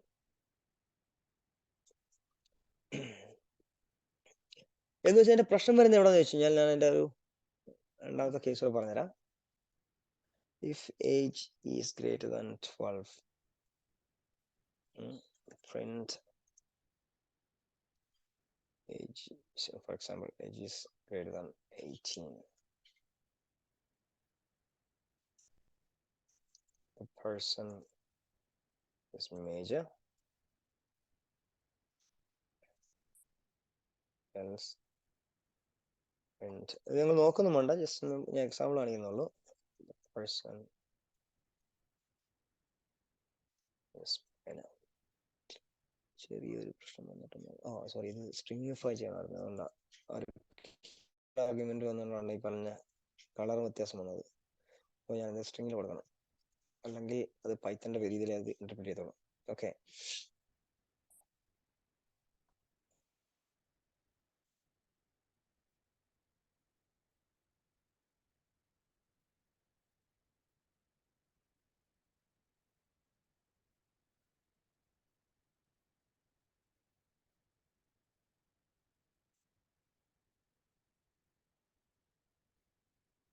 ഓക്കെ. ഇത് നിങ്ങൾ ഇതൊക്കെ നമ്മൾ പഠിക്കുന്നുണ്ട്. പക്ഷെ ഞാൻ ഇപ്പം പറയുന്നത് ഒരു കാര്യം പറയാൻ വേണ്ടി മാത്രമാണ്. ഞാൻ ഇത് റൺ ചെയ്യാണ്.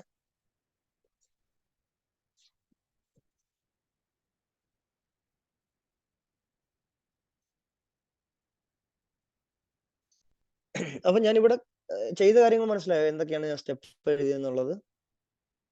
അൽഗരിതം എന്താന്ന് മനസ്സിലായോ?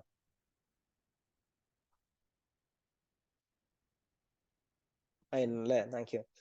ഇത്രേ ഉള്ളൂ ഞാൻ ചെയ്തത്. ഒന്ന്, ഞാൻ പേര് ചോദിച്ചു. രണ്ടാമത് ആളുടെ വയസ്സ് ചോദിച്ചു. മൂന്നാമത്തെ കേസിൽ ഒരു കമ്പാരിസൺ ഓപ്പറേഷൻ നടത്തി. എന്തിനാന്ന് വെച്ചാൽ to check if the person is eligible. അതാണെന്ന്. ഫോർ എക്സാമ്പിൾ ഒരു ആൽക്കഹോൾ വെബ്സൈറ്റ് ആണെങ്കിൽ അയാളുടെ വയസ്സ് നോക്കേണ്ട നിർബന്ധമാണ്. അപ്പം അയാളുടെ വയസ്സ് നോക്കി അയാൾ വാങ്ങിക്കാൻ അർഹനാണോ എന്ന് നോക്കുന്നത് അപ്പം എൻ്റെ ക്ലയന്റിന്റെ ബാധ്യതയാണ്. അപ്പം ഞാൻ എന്ത് ചെയ്തു, ഒരു കമ്പാരിസൺ ഓപ്പറേഷൻ നടത്തി. അത്രേ ചെയ്തിട്ടുള്ളൂ ഇവിടെ. അപ്പൊ ചെയ്തെന്ന് വെച്ചാൽ എന്താ ചെയ്ത, ഇവിടെ ഏജ് എന്ന് പറഞ്ഞ നമ്മുടെ വേരിയബിളിന് കൊടുക്കുന്ന വാല്യൂ 18 കൂടുതലാണെങ്കിൽ അയാൾ മേജറാണ്, അതല്ലെങ്കിൽ മൈനറാണ്.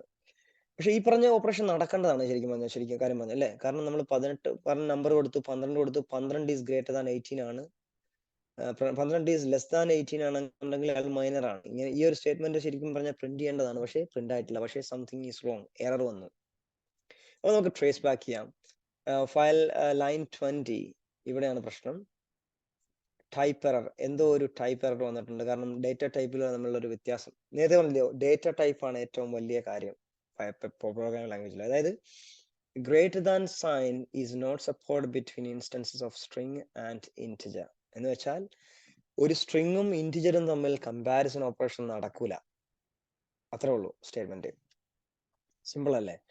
അവിടെയാണ് ഞാൻ നേരത്തെ പറഞ്ഞ കാര്യം പറയുന്നത്, ടൈപ്പ് ചെക്കിംഗ് എന്ന് പറഞ്ഞ സാധനം. ഈ ഒരു ടൈപ്പ് കാസ്റ്റിംഗ് എന്ന് പറഞ്ഞത് method to convert data. Explicit conversion നടക്കേണ്ട സാഹചര്യമാണ് ഞാൻ ഈ പറയുന്നത്. എന്ന് വെച്ചാൽ നമ്മൾ ഈ കൊടുക്കുന്ന ഏജ് ഇപ്പോഴും അത് സ്ട്രിങ് ആയിട്ടാണ് ഐഡന്റിഫൈ ചെയ്യുന്നത്. So we have to convert it. എന്ത് ചെയ്യണം നമ്മൾ വീണ്ടും ഒരു വേരിയബിൾ അതേ പേരിൽ ഉണ്ടാക്കണം. ഏജ് ഈസ് ഇക്വൽ ടു, എന്ന് വെച്ചാൽ ഈ ഏജിനെ നമ്മൾ മാറ്റിമറിക്കുകയാണ്. ഏജ് എന്ന് പറഞ്ഞാൽ ഇന്റിജർ ഓഫ് ഏജ് ആണ് ഇപ്പം, ശരിയല്ലേ? കാരണം നമുക്ക് ഇന്റിജറേ പറ്റത്തുള്ളൂ ഇനി.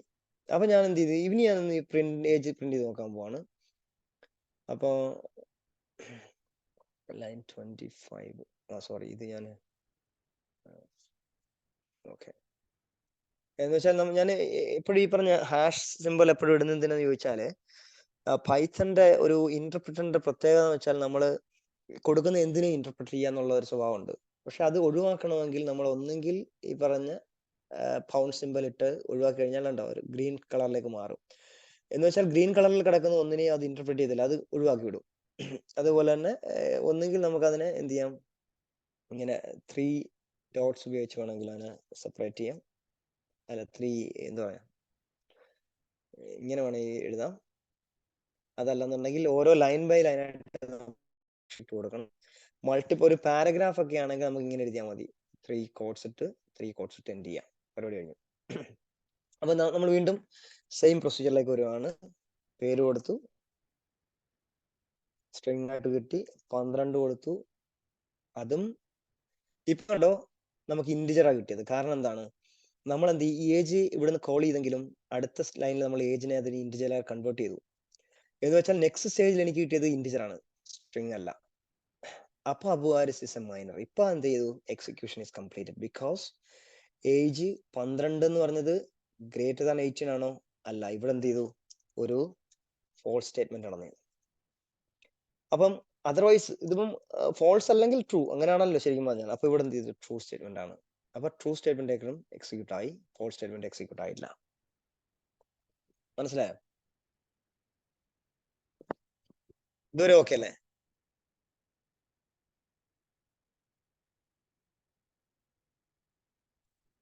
ഓക്കെ അല്ലേ?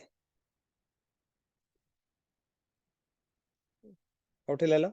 അപ്പൊ ഇത് ശരിക്കും പറഞ്ഞാൽ കണ്ടീഷണൽ സ്റ്റേറ്റ്മെന്റ്സ് ആണ്. ഈ കണ്ടീഷണൽ സ്റ്റേറ്റ്മെന്റ്സ് നമ്മൾ എത്തിയിട്ടില്ല. അതിന് നമ്മൾ അരിത്മെറ്റിക് ഓപ്പറേറ്റേഴ്സിലൂടെ പോകണം. ആ ഓപ്പറേറ്റേഴ്സ് വിത്ത് ഡിഫറെന്റ് ഡേറ്റ ടൈപ്സിലേക്ക് ഇക്വേറ്റ് ചെയ്യപ്പെടണം.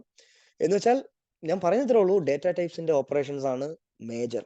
അതില്ലെങ്കിൽ നിങ്ങൾക്ക് ഈ പറഞ്ഞ ഇഷ്യൂസ്, ഇപ്പം പറഞ്ഞില്ലേ ടൈപ്പ് എറർ, ഈ പറഞ്ഞ ഈ ഒരു ഇഷ്യൂ വരുന്നത് നിങ്ങൾക്ക് ഡേറ്റ ടൈപ്സിനെ കുറിച്ച് വലിയ ധാരണ ഇല്ലാത്തതുകൊണ്ട് ഈ കാരണം expected indent name is major. Sorry, ഇവിടെ ഡേറ്റ ടൈപ്സിനെയൊക്കെ അധികം ധാരണ ഇല്ലാത്തതുകൊണ്ടാണ് ഈ പറഞ്ഞ എറർ ചെയ്യാൻ പാടുകയും ചെയ്യുന്നത്. അപ്പോ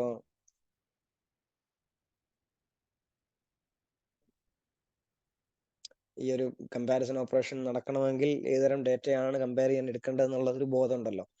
അതില്ലെങ്കിൽ നിങ്ങൾ ഈ പറഞ്ഞ കോഡ് കുത്തിയിരുന്ന് നോക്കിയിരുന്നെങ്കിൽ ചിലപ്പോൾ കിട്ടത്തില്ല. അതാണ് ഒരു പ്രശ്നം. അപ്പം ബേസിക്സ് തുടങ്ങുക. ബേസിക്സ് എന്ന് പറഞ്ഞാൽ അതിനകത്ത് ഭയങ്കരമായ ഫൗണ്ടേഷൻ ഉണ്ടാക്കിയെടുക്കുക. ആ ഫൗണ്ടേഷനിൽ മാത്രം മറ്റുള്ളതിലേക്ക് പോവാം. ഇത് നമ്മളിപ്പോൾ സിമ്പിൾ ആയിട്ട് തുടങ്ങിയതാണ്. 4 ഡേറ്റ ടൈപ്സേ ഉള്ളൂ. എന്നിരുന്നാൽ തന്നെയും അടുത്തതിലേക്ക് വരുമ്പോൾ നമുക്ക് കിട്ടുന്ന ഡേറ്റ സ്ട്രക്ചേഴ്സ് ഭയങ്കര കോംപ്ലക്സ് ആണ്. കോംപ്ലക്സ് എന്ന് വെച്ചാൽ നമ്മളത് ജെയ്സൺ റെസ്പോൺസ് ആയിട്ടും മറ്റേ വെബ് ഡെവലപ്മെന്റിലെ വെബ് റെസ്പോൺസ് ഒക്കെ ആയിട്ട് കിട്ടുന്ന ഡേറ്റ ടൈപ്പാണ്. എന്ന് വെച്ചാൽ അത് എത്രമാത്രം കോംപ്ലക്സ് ആക്കാൻ പറ്റും അത്രയും കോംപ്ലക്സ് ആക്കാൻ പറ്റുന്ന സാധനമാണ്. എന്നാൽ ഫൗണ്ടേഷൻ പഠിച്ചു തുടങ്ങുകയാണെന്നുണ്ടെങ്കിൽ അത് എന്താണെന്നുള്ളത് നമുക്ക് പെട്ടെന്ന് മനസ്സിലാക്കാൻ പറ്റും. ഒരു ഡിക്ഷണറി ഡേറ്റ ടൈപ്സ് ഒക്കെ.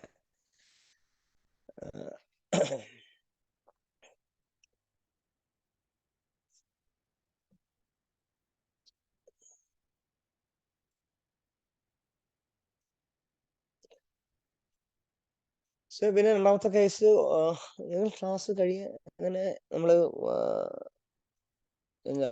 അഭിപ്രായം ചോദിക്കുകയാണ്. ഞാൻ എൻ്റെ ഫസ്റ്റ് സെഷൻ ആയതുകൊണ്ട് പിന്നെ ഞാൻ അധികം ഇതെടുക്കുന്നില്ല. നമ്മൾ സ്റ്റാർട്ട് ചെയ്ത 3:30-ക്കാണ്. 3:30 4:30 നാട്ടിലെ ടൈം എത്രയും ഇവിടുത്തെ സമയം അല്ലേ 7:30 7 8 ഇപ്പൊ 1.5 മണിക്കൂറായി. അപ്പൊ നമുക്ക് 1.5 hours സെഷൻ മതി. അത് 2 hours ബോർ അടിക്കുന്നുണ്ടോ അറിയാൻ വേണ്ടിയിട്ടാണ്. അങ്ങനെ അതുകൊണ്ട് നമുക്ക് ആ ഫ്രീക്വൻസി ചേഞ്ച് ചെയ്യാം. അതായത് എന്നെ സംബന്ധിച്ച് പൈത്തന്റെ ബേസിക്സ് പഠിപ്പിക്കാൻ എനിക്ക് ഒരു 4 ക്ലാസ് ഒക്കെ ധാരാളം മതി.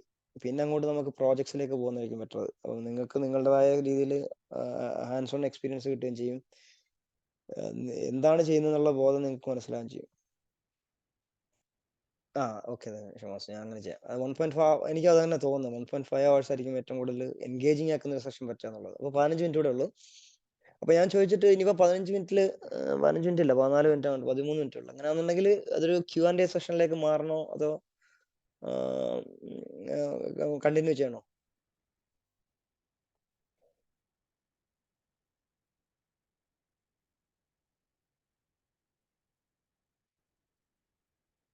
Okay, thank U. ഞാൻ സമ്മറൈസ് ചെയ്യാം. അപ്പം നമ്മൾ തുടങ്ങിയത് ഇവിടുന്നാണ്, ലാംഗ്വേജസിന്റെ പ്രാധാന്യം വെച്ചിട്ടാണ്. ലാംഗ്വേജസ് ഒരു മീഡിയം ഓഫ് കമ്മ്യൂണിക്കേഷൻ മാത്രമാണ്. മെഷീൻ കോഡിനെ കുറിച്ച് സംസാരിച്ചു, ബൈനറി കോഡ്, പിന്നെ മെഷീനിന്റെ ഒരു കമ്പ്യൂട്ടർ ബേസിക്സിനെ കുറിച്ച് സംസാരിച്ചു, OSന്റെ പ്രാധാന്യം കുറിച്ച് സംസാരിച്ചു. പിന്നെ നമ്മൾ ലാംഗ്വേജിന്റെ 2 ലെവൽസ്, ഒന്ന് ഹൈ ലെവൽ ആയിരുന്നു, 2 ലോ ലെവൽ. അപ്പം ഹൈ ലെവൽ ലാംഗ്വേജസ് ഈ പറഞ്ഞ പൈത്തൺ, ജാവ പോലെ ലാംഗ്വേജസും, ലോ ലെവല് പറഞ്ഞ assembly language and machine code ആണ്. അതിന്റെ കൂടെ മിഡ് ലെവലിലേക്ക് വരുന്ന C പ്രോഗ്രാമിംഗ് ഉണ്ട്. അതിനുശേഷം നമ്മൾ വേറെ എന്താ ഓക്കെ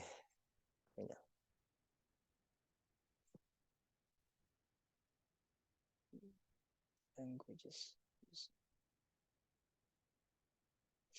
പിന്നെ നമ്മൾ പഠിച്ചത് മറ്റേ വേരിയബിൾസിനെ കുറിച്ച് വേരിയബിൾ ഡെഫിനിഷൻ. ഇപ്പൊ മനസ്സിലായിട്ടുണ്ടാവും അല്ലെ വേരിയബിളിന്റെ പ്രാധാന്യം. നമ്മൾ അതിനെ സ്റ്റോർ ചെയ്ത് വെക്കേണ്ട പ്രാധാന്യം മനസ്സിലാവണം. അപ്പം അത് ചെയ്തു വരുമ്പോഴേ നമുക്ക് മനസ്സിലാവും വേരിയബിൾ ആദ്യം തന്നെ ഇങ്ങനെ പറഞ്ഞു വെച്ചിട്ട് കാര്യമൊന്നുമില്ല.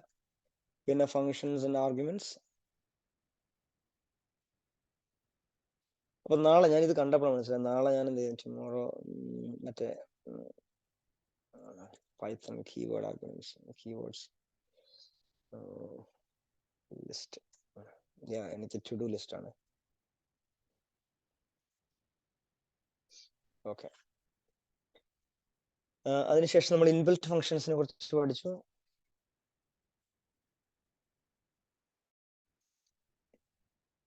അത് നമ്മള് ഇൻബിൽറ്റ് ഫങ്ഷൻസ്, ഒന്ന് ടൈപ്പ്, പിന്നെ പ്രിന്റ്, പിന്നെ നമ്മളൊന്നുകൂടെ പഠിച്ചു ഇൻപുട്ട്. പിന്നെ നമ്മൾ ടൈപ്പ് കൺവേർഷൻസിനെ കുറിച്ച് പഠിച്ചു. ടൈപ്പ് കൺവേർഷൻസ് കുറച്ചേ കവർ ചെയ്തുള്ളൂ അല്ലേ, 1 മണിക്കൂർ കൊണ്ട് ഇത്രേ ഉള്ളൂ. ഓക്കെ, പിന്നെ നമ്മൾ ലാസ്റ്റ് പഠിച്ച ഒന്ന് string represented by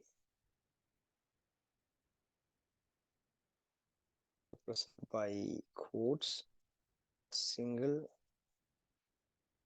double or triple. Integers represented by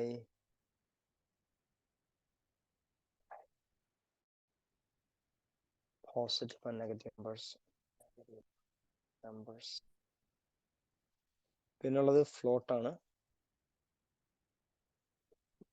by decimal values such as 1.0. പിന്നുള്ളത് ബൂളിയൻ, true or false.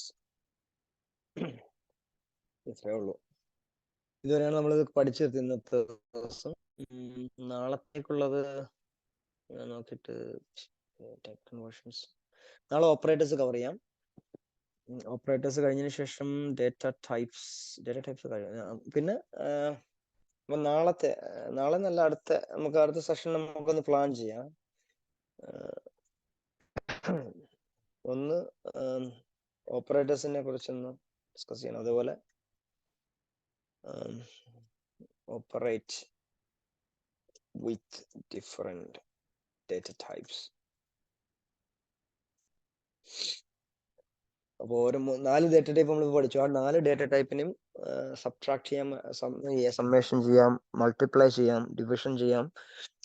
അങ്ങനെ എല്ലാ ഓപ്പറേഷൻസും ഏതൊക്കെ ഡേറ്റ ടൈപ്സിൽ നമുക്ക് ഈ പറഞ്ഞ ഓപ്പറേഷൻസ് ചെയ്യാൻ പറ്റും എന്ന് മനസ്സിലാക്കാം. അപ്പം ഈ പറഞ്ഞ എറർ നിങ്ങൾക്ക് തന്നെ സ്വന്തം ട്രബിൾ ഷൂട്ട്, ഈ ടൈപ്പ് എറർ നിങ്ങൾക്ക് ഒഴിവാക്കാൻ പറ്റും അങ്ങനെ ചെയ്യുമ്പോൾ തന്നെ. അപ്പൊ അത് ലാസ്റ്റ് നമുക്ക് ഈ പറഞ്ഞ പോലെ കൺട്രോൾ ഫ്ലോ എന്ന് പഠിക്കാം. കൺട്രോൾ ഫ്ലോ ഈ പറഞ്ഞ ഇഫ് എൽസ് സ്റ്റേറ്റ്മെന്റ്. പിന്നെ നമുക്ക് ഫങ്ഷൻസിന്റെ ഒരു ഡീപ് ഡൈവ് കാരണം അത്യാവശ്യമാണ്. ഫങ്ഷൻസ് ഇത്രയും പോരാ, അടുത്തലേക്ക് ഇത്രയും പോരാ. ധാരാളാണല്ലേ.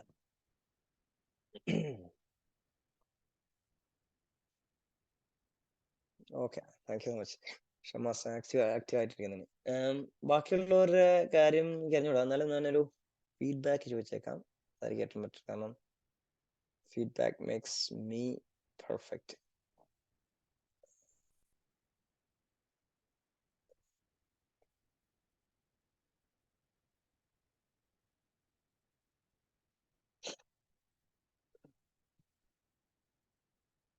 നിങ്ങളുടെ ഫോൺ വഴി ചെയ്യാൻ പറ്റുന്നുള്ളൂ.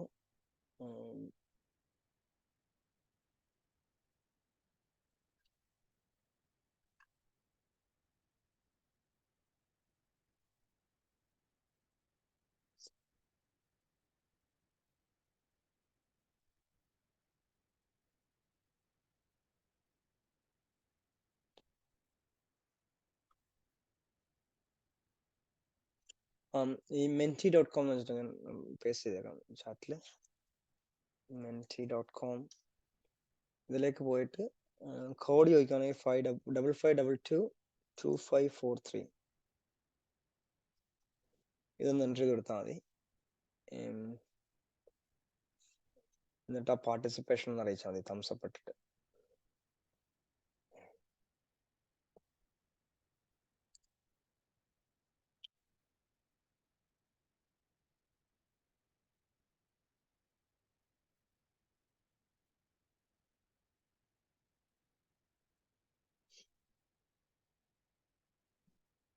ഓക്കെ, 2 പേര് പാർട്ടിസിപ്പേറ്റ് ചെയ്തിട്ടുണ്ട്. നമ്മളിപ്പോൾ ഏകദേശം 6 പേരുണ്ടെന്ന് തോന്നുന്നു. 6 പേരുണ്ട്.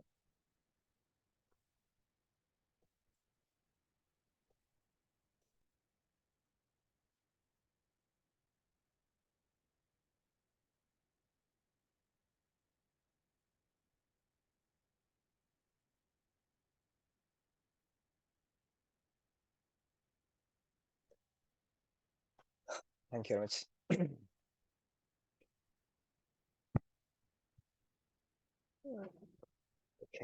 ഓക്കെ, അപ്പം ഈ ഒരു പോയിന്റ് എനിക്ക് തോന്നുന്നുണ്ട് പറ്റുന്നുള്ളത്. അപ്പോൾ ഈ ഒരു എനിക്ക് തോന്നുന്നു ഇനീഷ്യൽ മെത്തേഡിൽ ഇപ്പം പല കാര്യങ്ങളും നിങ്ങൾക്ക് മനസ്സിലാവാത്തതുകൊണ്ട് എനിക്ക് പറയുന്നതിന് വലിയ ലിമിറ്റേഷൻ ഉണ്ടായിരുന്നു. അപ്പം ആ ഒരു ഫൗണ്ടേഷൻ കഴിഞ്ഞ് കഴിഞ്ഞാൽ, ബേസിക്സിൽ നിന്ന് കഴിഞ്ഞ് പിന്നെ നമ്മൾ അങ്ങോട്ട് പോകാന്നുണ്ടെങ്കിൽ പിന്നെ നമുക്ക് എന്ത് ചെയ്യാം, ആ ഡെഫിനിഷൻസ് വഴി അങ്ങ് പോയാൽ മതി. അപ്പം നിങ്ങൾ സ്വന്തമായിട്ട് തന്നെ നിങ്ങൾക്ക്, ഞാൻ എന്തായാലും ഹോംവർക്ക് ഇട്ടേക്കാം. ഹോംവർക്ക് നിങ്ങൾ ചാറ്റ് GPT എടുത്ത് ചോദിക്കണമെന്ന് ഞാൻ പറയുന്നില്ല, പക്ഷെ എററുകളെല്ലാം സ്വന്തമായിട്ട് മനസ്സിലാക്കി, ഒന്നുമില്ലെങ്കിൽ നിങ്ങൾക്ക് വരുന്ന എററുകൾ പോസ്റ്റ് ചെയ്യുക, കമ്മ്യൂണിറ്റിയിൽ പോസ്റ്റ് ചെയ്യുക. അതെന്തുകൊണ്ട് വന്നു, നമ്മളെപ്പോഴും പറഞ്ഞില്ല, ട്രബിൾ ഷൂട്ട് ചെയ്യുന്നതിനാണ് കാര്യം. അല്ലാതെ ഇപ്പൊ നമ്മളൊരു എന്താ പറയുക, എറർ ഫ്രീ സിസ്റ്റം റൺ ചെയ്യുന്നതിനകത്ത് വലിയ ഹോപ്പ് ഒന്നുമില്ല. അതിങ്ങനെ ഓടിക്കൊണ്ടിരിക്കും as long as it runs. അതല്ലാതെ ഒരു ഇഷ്യൂ വന്നു കഴിഞ്ഞാൽ എങ്ങനെ പരിഹരിക്കണം എന്നുള്ളൊരു കോംപ്ലക്സ് സാധനം ഉണ്ടല്ലോ. അപ്പൊ അത് നിങ്ങൾക്ക് ഇഷ്യൂ വരുവാണെങ്കിൽ ചാറ്റ് ജി പി ടി അടുത്ത് ചോദിക്കുന്നതിന് മുന്നേ നമുക്ക് വേണമെങ്കിൽ കമ്മ്യൂണിറ്റിയിൽ ഡിസ്കസ് ചെയ്യാം. Okay, how it came. അതിനുശേഷം ഓരോ ലൈൻ ബൈ ലൈൻ എക്സിക്യൂഷൻ നമുക്ക് നോക്കിയെടുത്തിട്ട് ഏത് ലൈനിലാണ് എറർ വന്നത്, ആ എറർ വരാനുള്ള കാരണം എന്താണ്, എന്തുകൊണ്ടാണ് ഔട്ട്പുട്ട് റിസൾട്ട് കിട്ടാൻ പോകുന്നത് എന്നുള്ളത് നോക്കാം. അങ്ങനെ വരുമ്പോൾ നിങ്ങൾക്ക് എന്ത് ചെയ്യാം, ഓരോ സ്റ്റേജിലും നിങ്ങൾ വരുത്തിയ മിസ്റ്റേക്കുകൾ മനസ്സിലാക്കാൻ പറ്റും. ചാറ്റ് ജി പി ടി ചോദിക്കണമല്ല, ചാറ്റ് ജി പി ടി ചോദിക്കാം, പക്ഷെ ഒരു ജസ്റ്റിഫിക്കേഷൻ നമ്മുടെ ഇടയിൽ വരികയാണെന്നുണ്ടെങ്കിൽ നിങ്ങൾക്ക് തന്നെ സ്വന്തമായിട്ട് അങ്ങോട്ടും ഇങ്ങോട്ടും ആൻസർ ചെയ്യാൻ പറ്റുമെങ്കിൽ ലേണിംഗ് ഭയങ്കര എളുപ്പമായി മാറും. അതായിരിക്കും ഏറ്റവും better method. Okay, thank you so much. അങ്ങനെയാണെന്നുണ്ടെങ്കിൽ നമുക്ക് വൈൻഡപ്പ് ചെയ്യാം. അടുത്ത സെഷനെ കുറിച്ച് ഒന്ന് പറഞ്ഞേക്കണം. ഞാനൊരു പോൾ ഇട്ടേക്കാം. നമുക്ക് 2 days ആണ് ഞാൻ ഉദ്ദേശിച്ചത്. അങ്ങനെയാണെങ്കിൽ നമുക്ക് 2 days ഓ 3 days, നിങ്ങൾ പറയുന്ന പോലെ. ഇപ്പൊ 2 days പറയുകയാണെങ്കിൽ